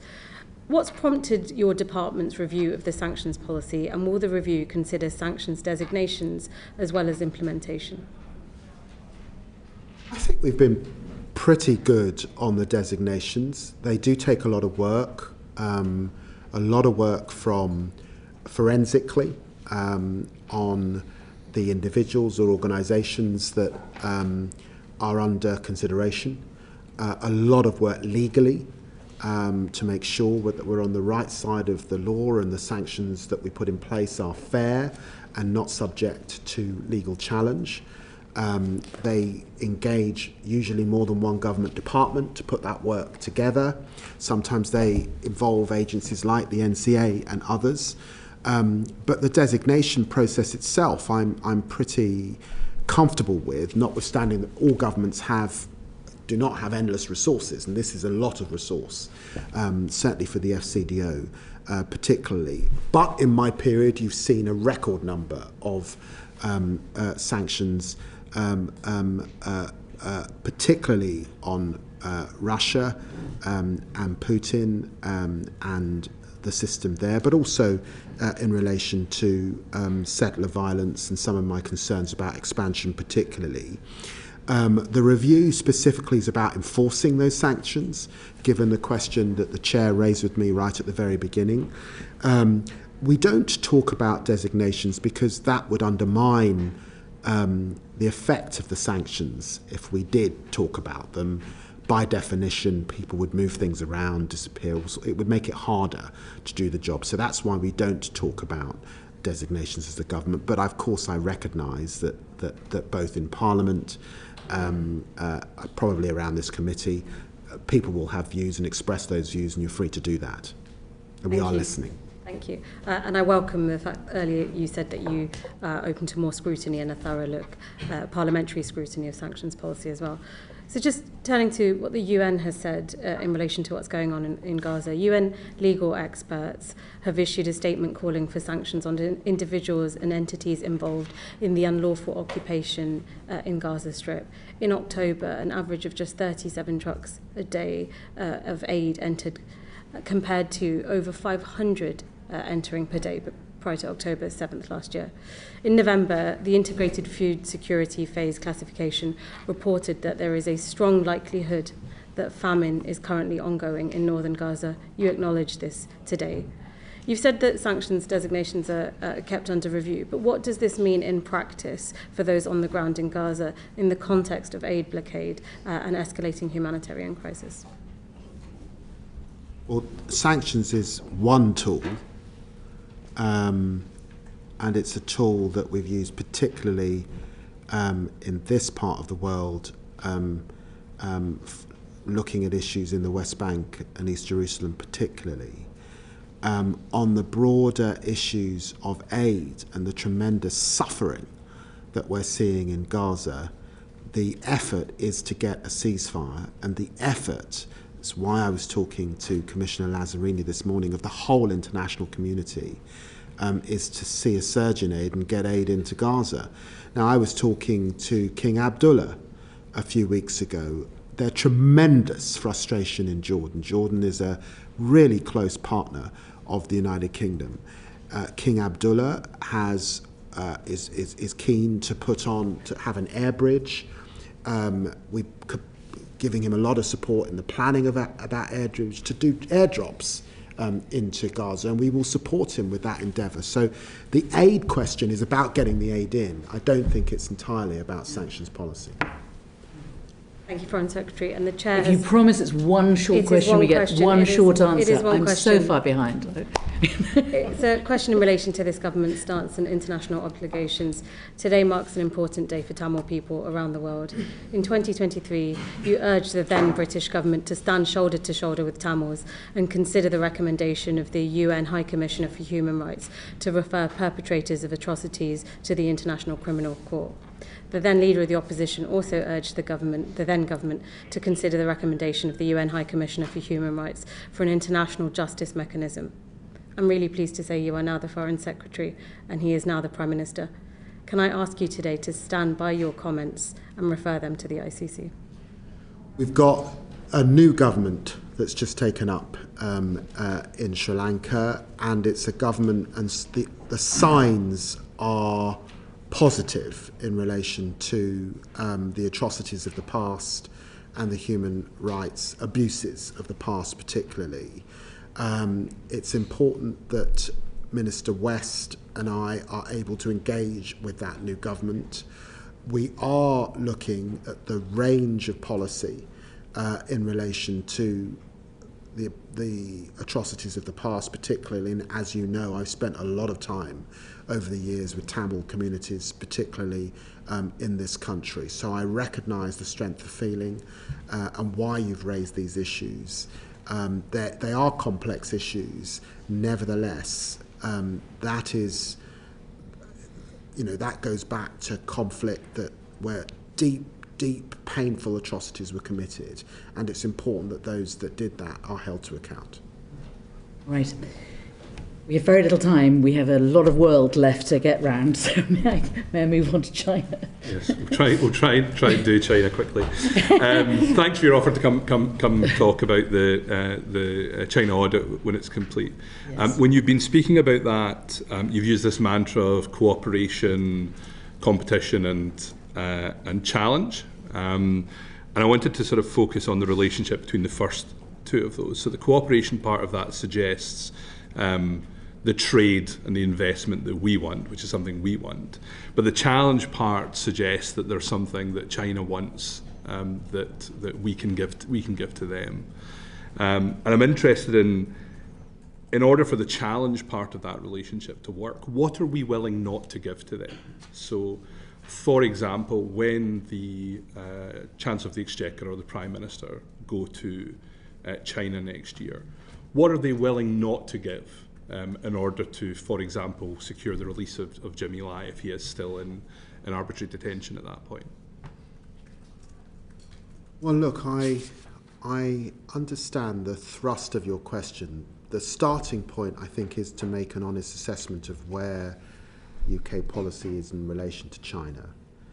And if I were being generous, I would describe the last government's policy in relation to China at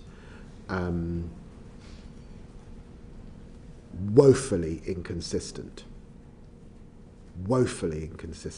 bouncing around from the golden age under David Cameron to Liz Truss's position, China as a threat. Then you've got people like Chris Patton and Ian Duncan Smith with different positions. So we did not have a consistent policy, and worse than that, there was no engagement.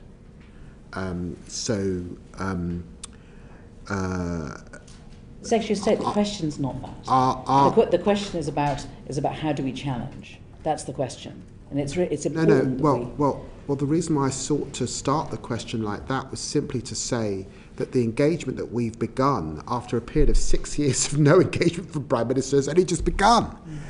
And it's very hard to broker changes in behaviour, particularly where we disagree passionately on cases like Jimmy Lai's case, if there is no relationship. So that's why I've underlined the 3 C's, which I think are very important. And, Britain will not resile from our views on the national security law in Hong Kong. We will not resile from important concerns that we have for Uyghurs or for Jimmy Lai. And we challenge because we must do. But diplomacy is about engagement. There is no diplomacy without engagement, without sustained conversations.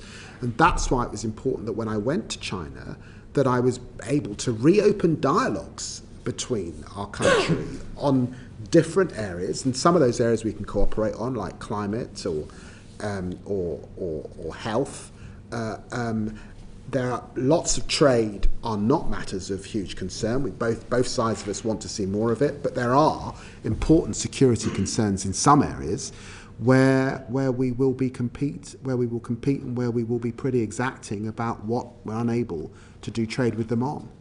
I appreciate absolutely the point on 4.5 months in, and I should say when I've had conversations with Jimmy Lai's son, he's very grateful for what you've done personally, what the Prime Minister has done. So perhaps maybe more slightly backward looking. You look at the last few years, the Canadians have managed to get the 2 Michaels out of China. The Australians got, under the Labour government, Cheng Lai out of Australia. The US got Pastor David Lammy out, and today another 3 prisoners were released there. But after 4 years nearly of solitary confinement, we haven't been able to get our citizen out. And I wonder, is there something particular about the UK-Chinese relationship that makes it more difficult for us to get what we want in these situations? Or is there something particular about the way British diplomacy has attempted to do it? Is it the context, or is it our toolbox that's lacking? Well, Blair, I think that the context is the lack of engagement between the UK and China. That is the difference between us and the United States. That is the difference between us and, say, Australia. Now, that is not to say, of course, and I think it would be important to say, that the Chinese-Australian relationship has had the imposition of tariffs, has had big differences of opinion. Again, I think that there was a change in approach by the Albanese government, who also talked about the 3 Cs and have entered into a different place. And the results that you suggest indicate that engagement has borne fruit, despite the tremendous strains between the United States and China. President Biden, Janet Yellen and others have had a lot of contact with their opposite numbers. That is what the Prime Minister and I are seeking to replicate, because it is only with a relationship that we can get results in the areas that really matter to us, as you're indicating in your questions. In the interest of being helpful, I could ask my next section in one question, following on You're a star, Blair. You're a star. If that's helpful. So a couple of years ago, Foreign Secretary, you made the commitment to make consular assistance a legal right for people, and then a year later you committed to a new special envoy for arbitrary detention. I wonder if you want to give us an update on both of those, and if there is a timeline for achieving them, because I've asked about Jimmy Lai, but I could have asked about Ala Abdel Fattah or Ryan Cornelius, or any number of cases. So there's obviously bigger issues, and I say again a sort of toolbox question about whether we have the framework we need to get success in these cases. I do hope to announce an envoy, a special an individual who will deal with those more complex detention cases. And I have been looking hard at the 28,000 people at any one time that come through our system. And obviously it's varied from someone who's arrested for being drunk in Magaluf, to, sadly, there have been high-profile cases where British citizens have sadly lost their lives for very varied reasons abroad. Overwhelmingly, I do want to pay tribute to the consular staff and the way that we support people. But in these more complex cases, there are issues that we saw in opposition. I remain sure in office that those issues remain, and we need a tightening of grip in relation to how we deal that. So I hope to come forward with proposals, and of course the committee. And actually, let me just say, we were informed by this committee's previous reports and concerns about the way those complex cases were being dealt with, and informed by this own committee's work. We will be coming forward with plans in the coming months. And on the legal right to consular access as well? I've got to stick to my formal words. We will be coming forward with plans, because we haven't quite got there. Yes, for an answer. John. One of the reasons why Jimmy Lai is in prison is because of his work in setting up an independent newspaper. And unfortunately, the number of journalists who are killed or being imprisoned has been steadily rising. Now, the UK helped set up the Global Media Coalition in 2019. Can you say, is the Foreign Office still attaching a priority to working for media freedom, and what levers are you willing to pull to try and obtain it? I'm so sorry, John, I missed the end of that question. Are we sorry? Is the Foreign Office still making global media freedom a priority, and what levers are you willing to pull to try and achieve it? Yes, I do recognise that the last government prioritised working with media on the ground, grassroots, in communities all across the world. That was important work. I suppose I'm focused in relation to that work on disinformation and misinformation particularly. And I think that is a particular issue in countries like Moldova and Europe, where we are supporting and doing work. And I'm also keen, as you would expect from a progressive Foreign Secretary, to also be clear that the rules-based order particularly, and the broader family of issues that sit under the sort of human rights umbrella are also on our minds as we endeavour in that work. So we're looking at this holistically, but the work that I saw under the last government in this area was good work, and I would hope that it would continue. I think we can move on. Yeah. Can I move on to a couple of questions about the British Overseas Territories, and specifically the Chagos Islands? It's now about 7 weeks since you told Parliament about the agreement with the Mauritian government, but we still have not seen any details of the treaty that entails, or the financial arrangements which will be attached to it. Can you say when those are going to be put before Parliament? Well, the first thing is obviously we had the broad arrangements of a deal, and we came to Parliament to be very clear and to announce that we felt that we had reached a deal.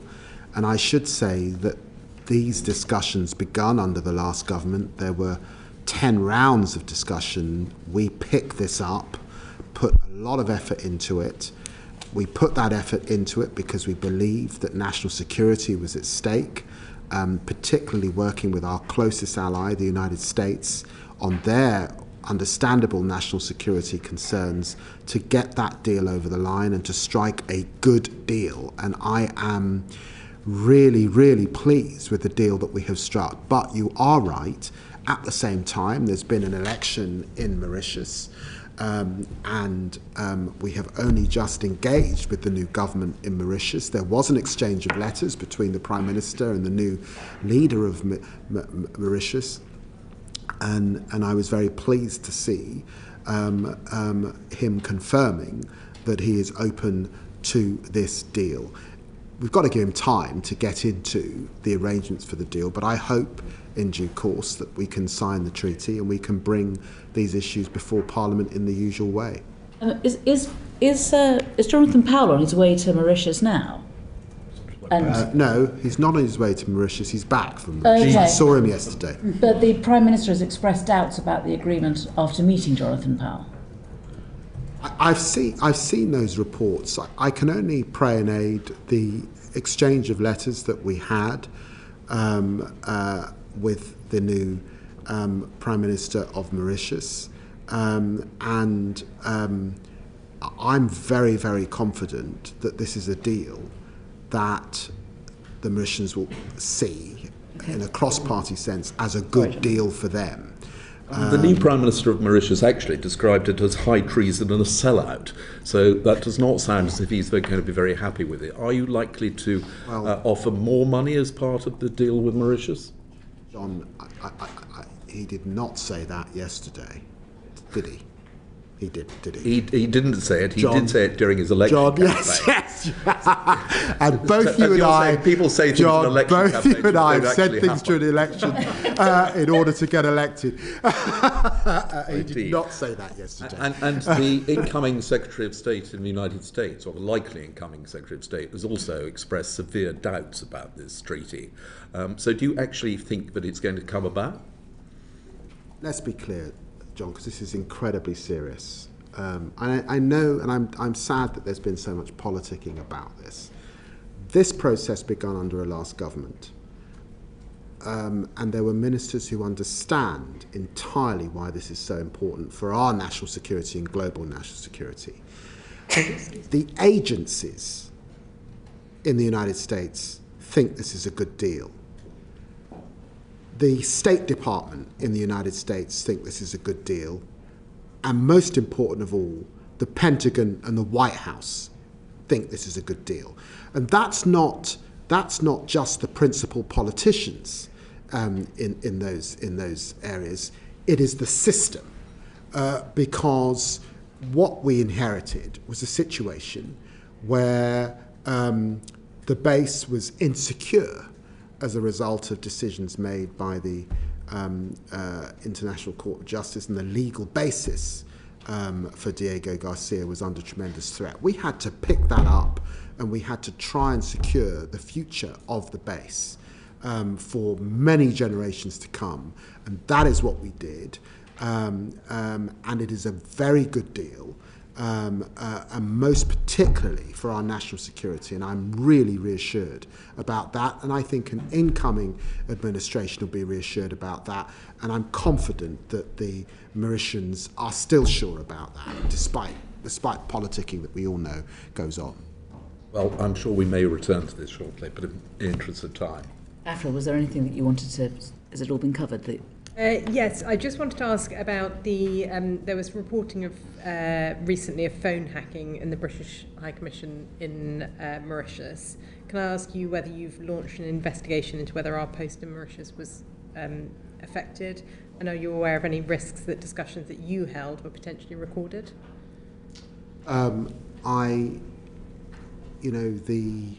If you talk to me about risks, cyber attacks and the security of our systems is one of those risk register issues that I and Philip necessarily are engaged with.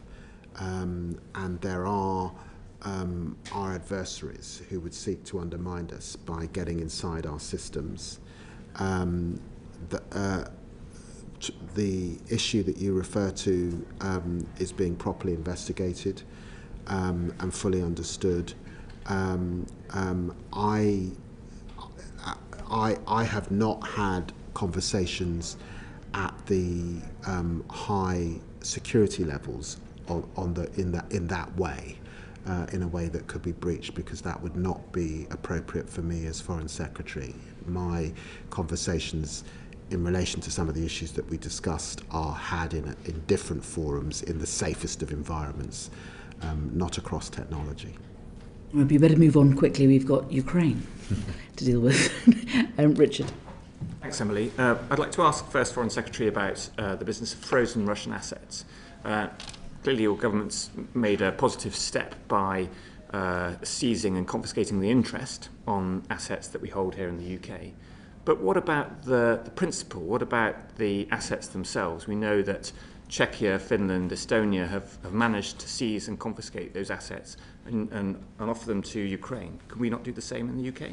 And why not? Well, look, I think it's an area that's important for us to lead on, particularly. There's a debate across Europe. There are differences of opinion, both in terms of legal systems and the legal veracity of that move, and there are obviously complex issues within our own legal system to work through. But my bottom line is Putin should pay for this war of aggression. And we should use all means necessary to ensure that he pays for the aggression, not us, ultimately, when this is determined. And it's hugely important that we support Ukraine with all of the funds necessary. My focus is to get them the funds that they need, the money out the door quickly. That's why we made a pledge to get the equipment out the door within 100 days. The extra $3 billion that we found for military support, and to encourage others. That's both in terms of the ERA loan that is on the table, to get it into their coffers for 2025, and to ensure that they're in a strong, sustainable position into 2025. But there is a broader discussion on what more in terms of funds and in terms of assets, and I will continue to have those conversations. And of course, the Baltics are very, very strong on that. And as you know, the UK is generally aligned with the Baltic nations in relation to how we see this threat from Putin. And one, if I may, on security guarantees. We can sense that there's not a consensus amongst NATO countries at the moment for Ukraine joining NATO at this time. If we fail to get that consensus in the future, will the UK consider offering a different sort of security guarantee so that we don't see a further aggression against Ukraine? Well, we were able to agree at NATO that there is an irreversible path for Ukraine to NATO membership. I think that was the right position to reach, and I was pleased that we reached that consensus. And of course, we have to ensure, as European allies, that when this is over, that Putin cannot come back for more. And that means that Ukraine will need the necessary security guarantees to achieve that. And it means, too, that this has to be stronger than the deal that was pulled off by France and Germany, the Minsk agreement, which did not give Ukraine that surety. I'm not going to make a commitment that commits troops. I can't do that in this select committee. And if I did, that would be the main story coming out of the select committee. But I understand the strength of your feeling and why Ukraine will need those security guarantees. Great. John, you have one question. Yes, just to follow up from Richard's question. This government and indeed the last have been hugely supportive of Ukraine in terms of financial assistance, but obviously that is relatively small in comparison to that which has come from the United States. There are obviously real concerns about the continuation of that, and the answer to it may be to use the Russian money that is frozen in order to ensure that Ukraine is still able to afford to defend itself. Is that something you will now examine urgently? We are examining those issues alongside European colleagues. So can we look forward to legislation to actually allow the... I said we're examining those issues. I also said the issues are complex. And frankly, you're not going to achieve the end result if countries are going unilaterally at this piece. So my number one focus was ensuring that the UK was the most forward-leaning in our support, and I think with 12.8 billion and 7.8 billion on military aid and 5 billion on economic and humanitarian support, we are in that strong position. It was alongside the Defence Secretary making sure that we didn't just make pledges, but we got it out the door in 100 days, and we are doing that as well, all to put Ukraine in the strongest position and to urge our European colleagues not to be over-focused on January the 20th, but to recognise that winter has come, it is here, and let us put Ukraine in the strongest position now. And that is what we're centred on. Right. You've got some questions on post-conflict states. Yeah. Well, I wonder, maybe very immediately post-conflict, but what lessons from the ceasefire achieved in Lebanon for our efforts to bring about a ceasefire in Gaza? UK leadership. We were the first country to call for a ceasefire. We gathered together our G7 partners very quickly. We were clear on supporting the Amos Hochstein plan. It was the right plan. We had a UN resolution 1701 that we all stood behind. We've been investing in the Lebanese army now for many, many years. Wasn't frequently discussed, frankly, in the House prior to the crisis in Lebanon. I was in Lebanon last January as Shadow Foreign Secretary because I could see what was happening in the region. It was getting ahead, being on it, UK leadership, playing our part in securing that ceasefire, and I'm pleased that we did that. In the spirit of getting ahead, obviously we're hoping to achieve the ceasefire in Gaza. We're hoping that there'll be a rebuilding then of Gaza. What lessons can we learn from our past, I'm thinking about Iraq, that we need to learn in those next steps for Gaza to bring about its redevelopment, reconstruction? I see. You're right to focus on the day after. This crisis will end. Gaza has to be rebuilt. There is a challenge at the moment because if you speak to any Arab partner, they're not prepared to commit funding off the back of occupation. They're not prepared to commit funding with no guarantee that they won't be spending that money again in 20 years' time. Nevertheless, I think that Israel needs to feel secure in its borders and to feel that October the 7th is not going to happen again. That takes guarantees that help Israel feel secure. That means working with partners to secure that.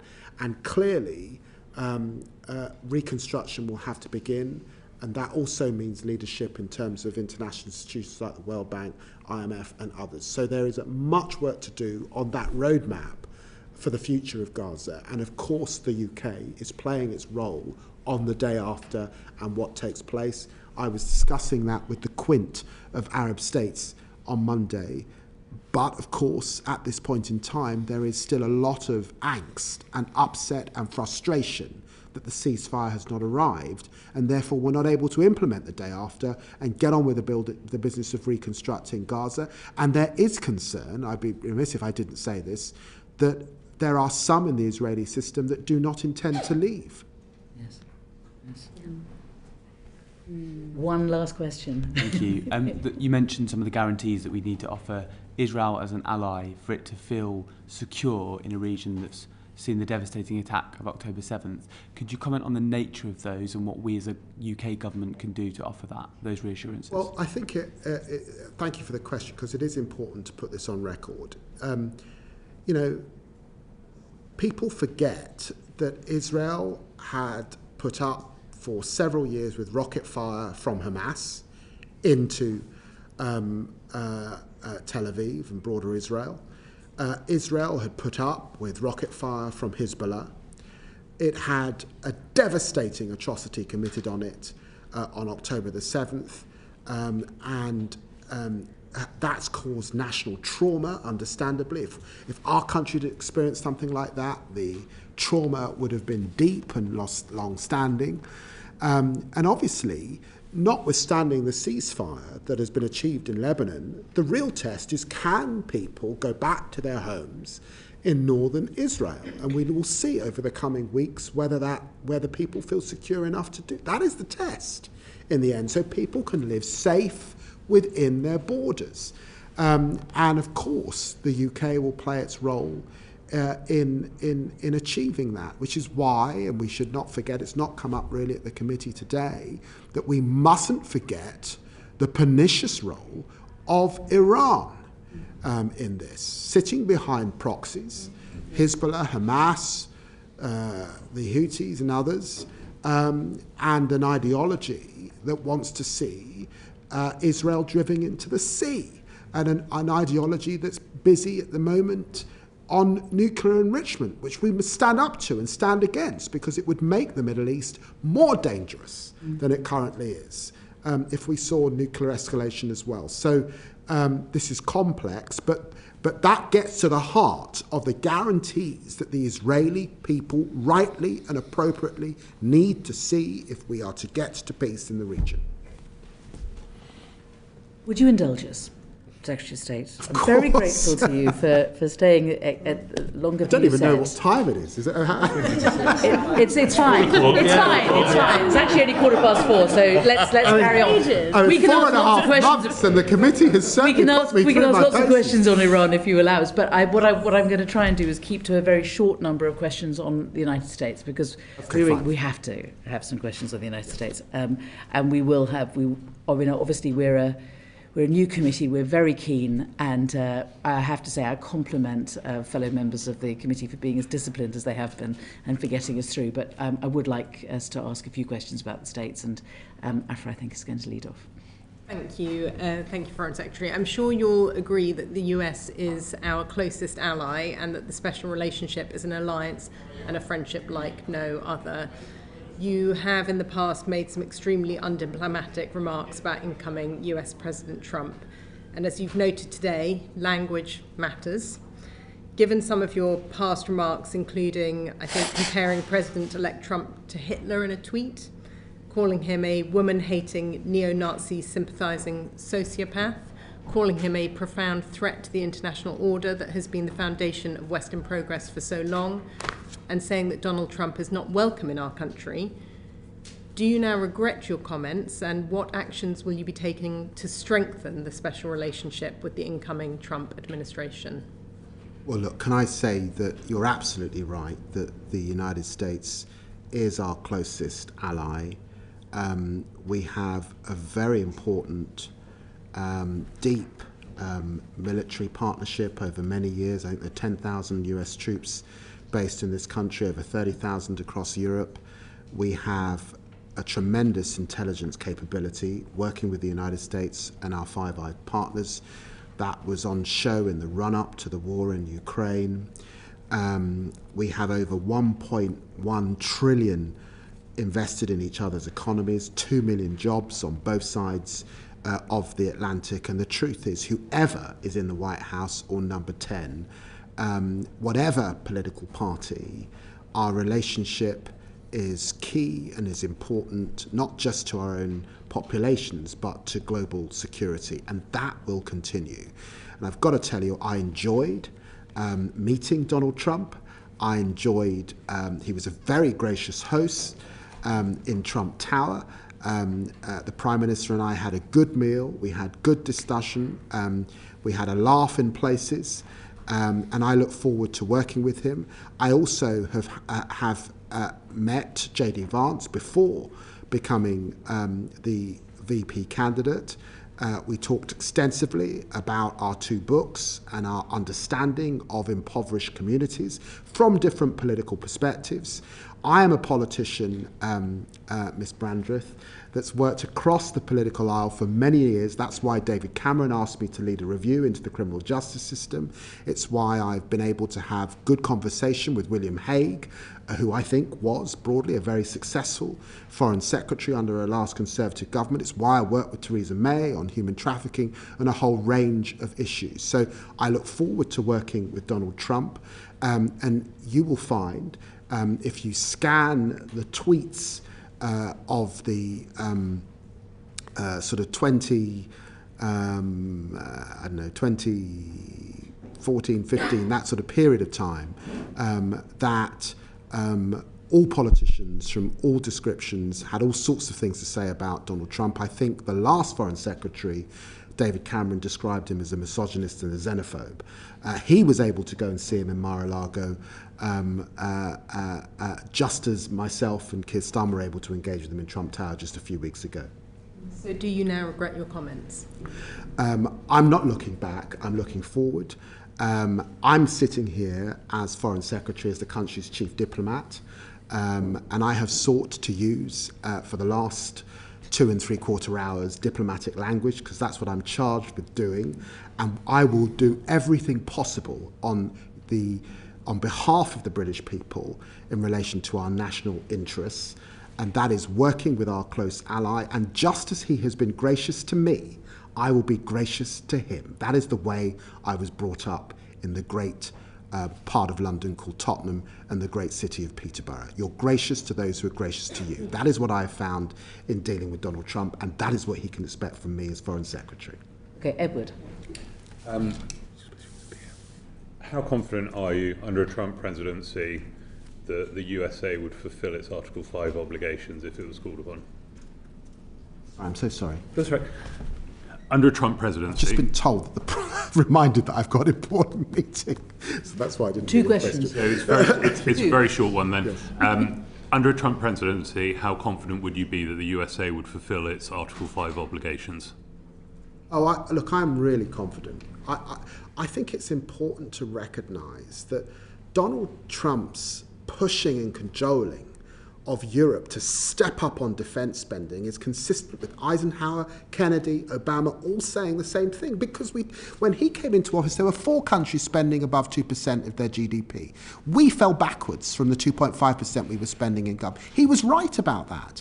And in fact, he increased his spending on NATO, and he increased the amount of troops sent to Europe, and he sent the first javelins to Ukraine. So look, the rhetoric is tough and exacting under Donald Trump, and the global community can look back and can see that. He wants a deal. I've met him. He's certainly not a loser. I'm quite sure that NATO, as we understand it, the best alliance of countries the modern world has seen, will continue and go from strength to strength. Thank you. And last question, we promised, Foreign Secretary, and we'll let you go. But this feels important. And I completely agree, of course. Our relationship is incredibly special and important with the US. I've personally lived and worked in the US myself. But part of what makes our relationship so special is that it's been founded around, in part, shared values. Now, I do wonder, with this incoming administration, we've seen, unfortunately, even over recent years, a bit of a reduction in some ways around women's rights, particularly reproductive rights. And to some extent, to my question earlier about red lines and trade deals and discussions and relationships when it came to climate, I wonder if I could pose the same question to you here as well, to some extent, around if we see a continued infringement on women's rights, does that change the nature of our deals that you touched on earlier, and how we'll go about our relationship with the US? We're a progressive government. We have our values, and the United Kingdom will continue to support, for example, women's reproductive rights in much of the global south. That's very important work. And that work has been consistent across Conservative governments and Labour governments. But look, I do think in thinking about our friends in the United States, it is really important that we recognise that women voted for Donald Trump in their millions, that African Americans voted for Donald Trump, that Latino and Hispanic communities vote for Donald Trump, and it's incumbent on us as politicians to reflect on that democratic process that has now come to pass. And that is why I look forward to working with the United States. As Foreign Secretary, it is important for me to say this, to put this conflict of interest on the record. I'm probably the biggest Atlanticist that there has been as our chief diplomat. I have been to the United States more times than I've been to France. I have studied, I have worked, I have family. My father is buried in the United States. It's a country I've known over many years, and I've followed it through successive presidents of different political persuasions and strides. It's a great, great country, and I remain excited and enthused and honoured to do this job, and I look forward to working with the United States ultimately to keep people safe, because that is what that partnership has achieved since the middle of the last century. It has created a global order that by and large, we don't always get it right, but by and large, it has kept many, many, many millions of people safe, and it's a great honour to do this role and to have spent such a long time with you this afternoon. Thank you. On that note, thank you both very much for your time this afternoon. We look forward to seeing you early next year, I hope, Secretary of State. We can talk about the China review, Iran, Sudan, South America. We can talk. But this time, I think, Sir Philip, is your last time before the committee. And I just wanted to, before your retirement, I wanted to wish you all the best. And thank you very much for coming today. And let me just put on record my thanks to Sir Philip. The transition into government has been really smooth. Philip's commitment to ensure that we had an orderly transition, that we got up to speed as a group of ministers as best we could, that we were able to implement our priorities has been exemplary. And let me also put on my records my thank to Philip Barton. I'm very, very grateful indeed. Thank you. Thank you. Thank you very much. Order.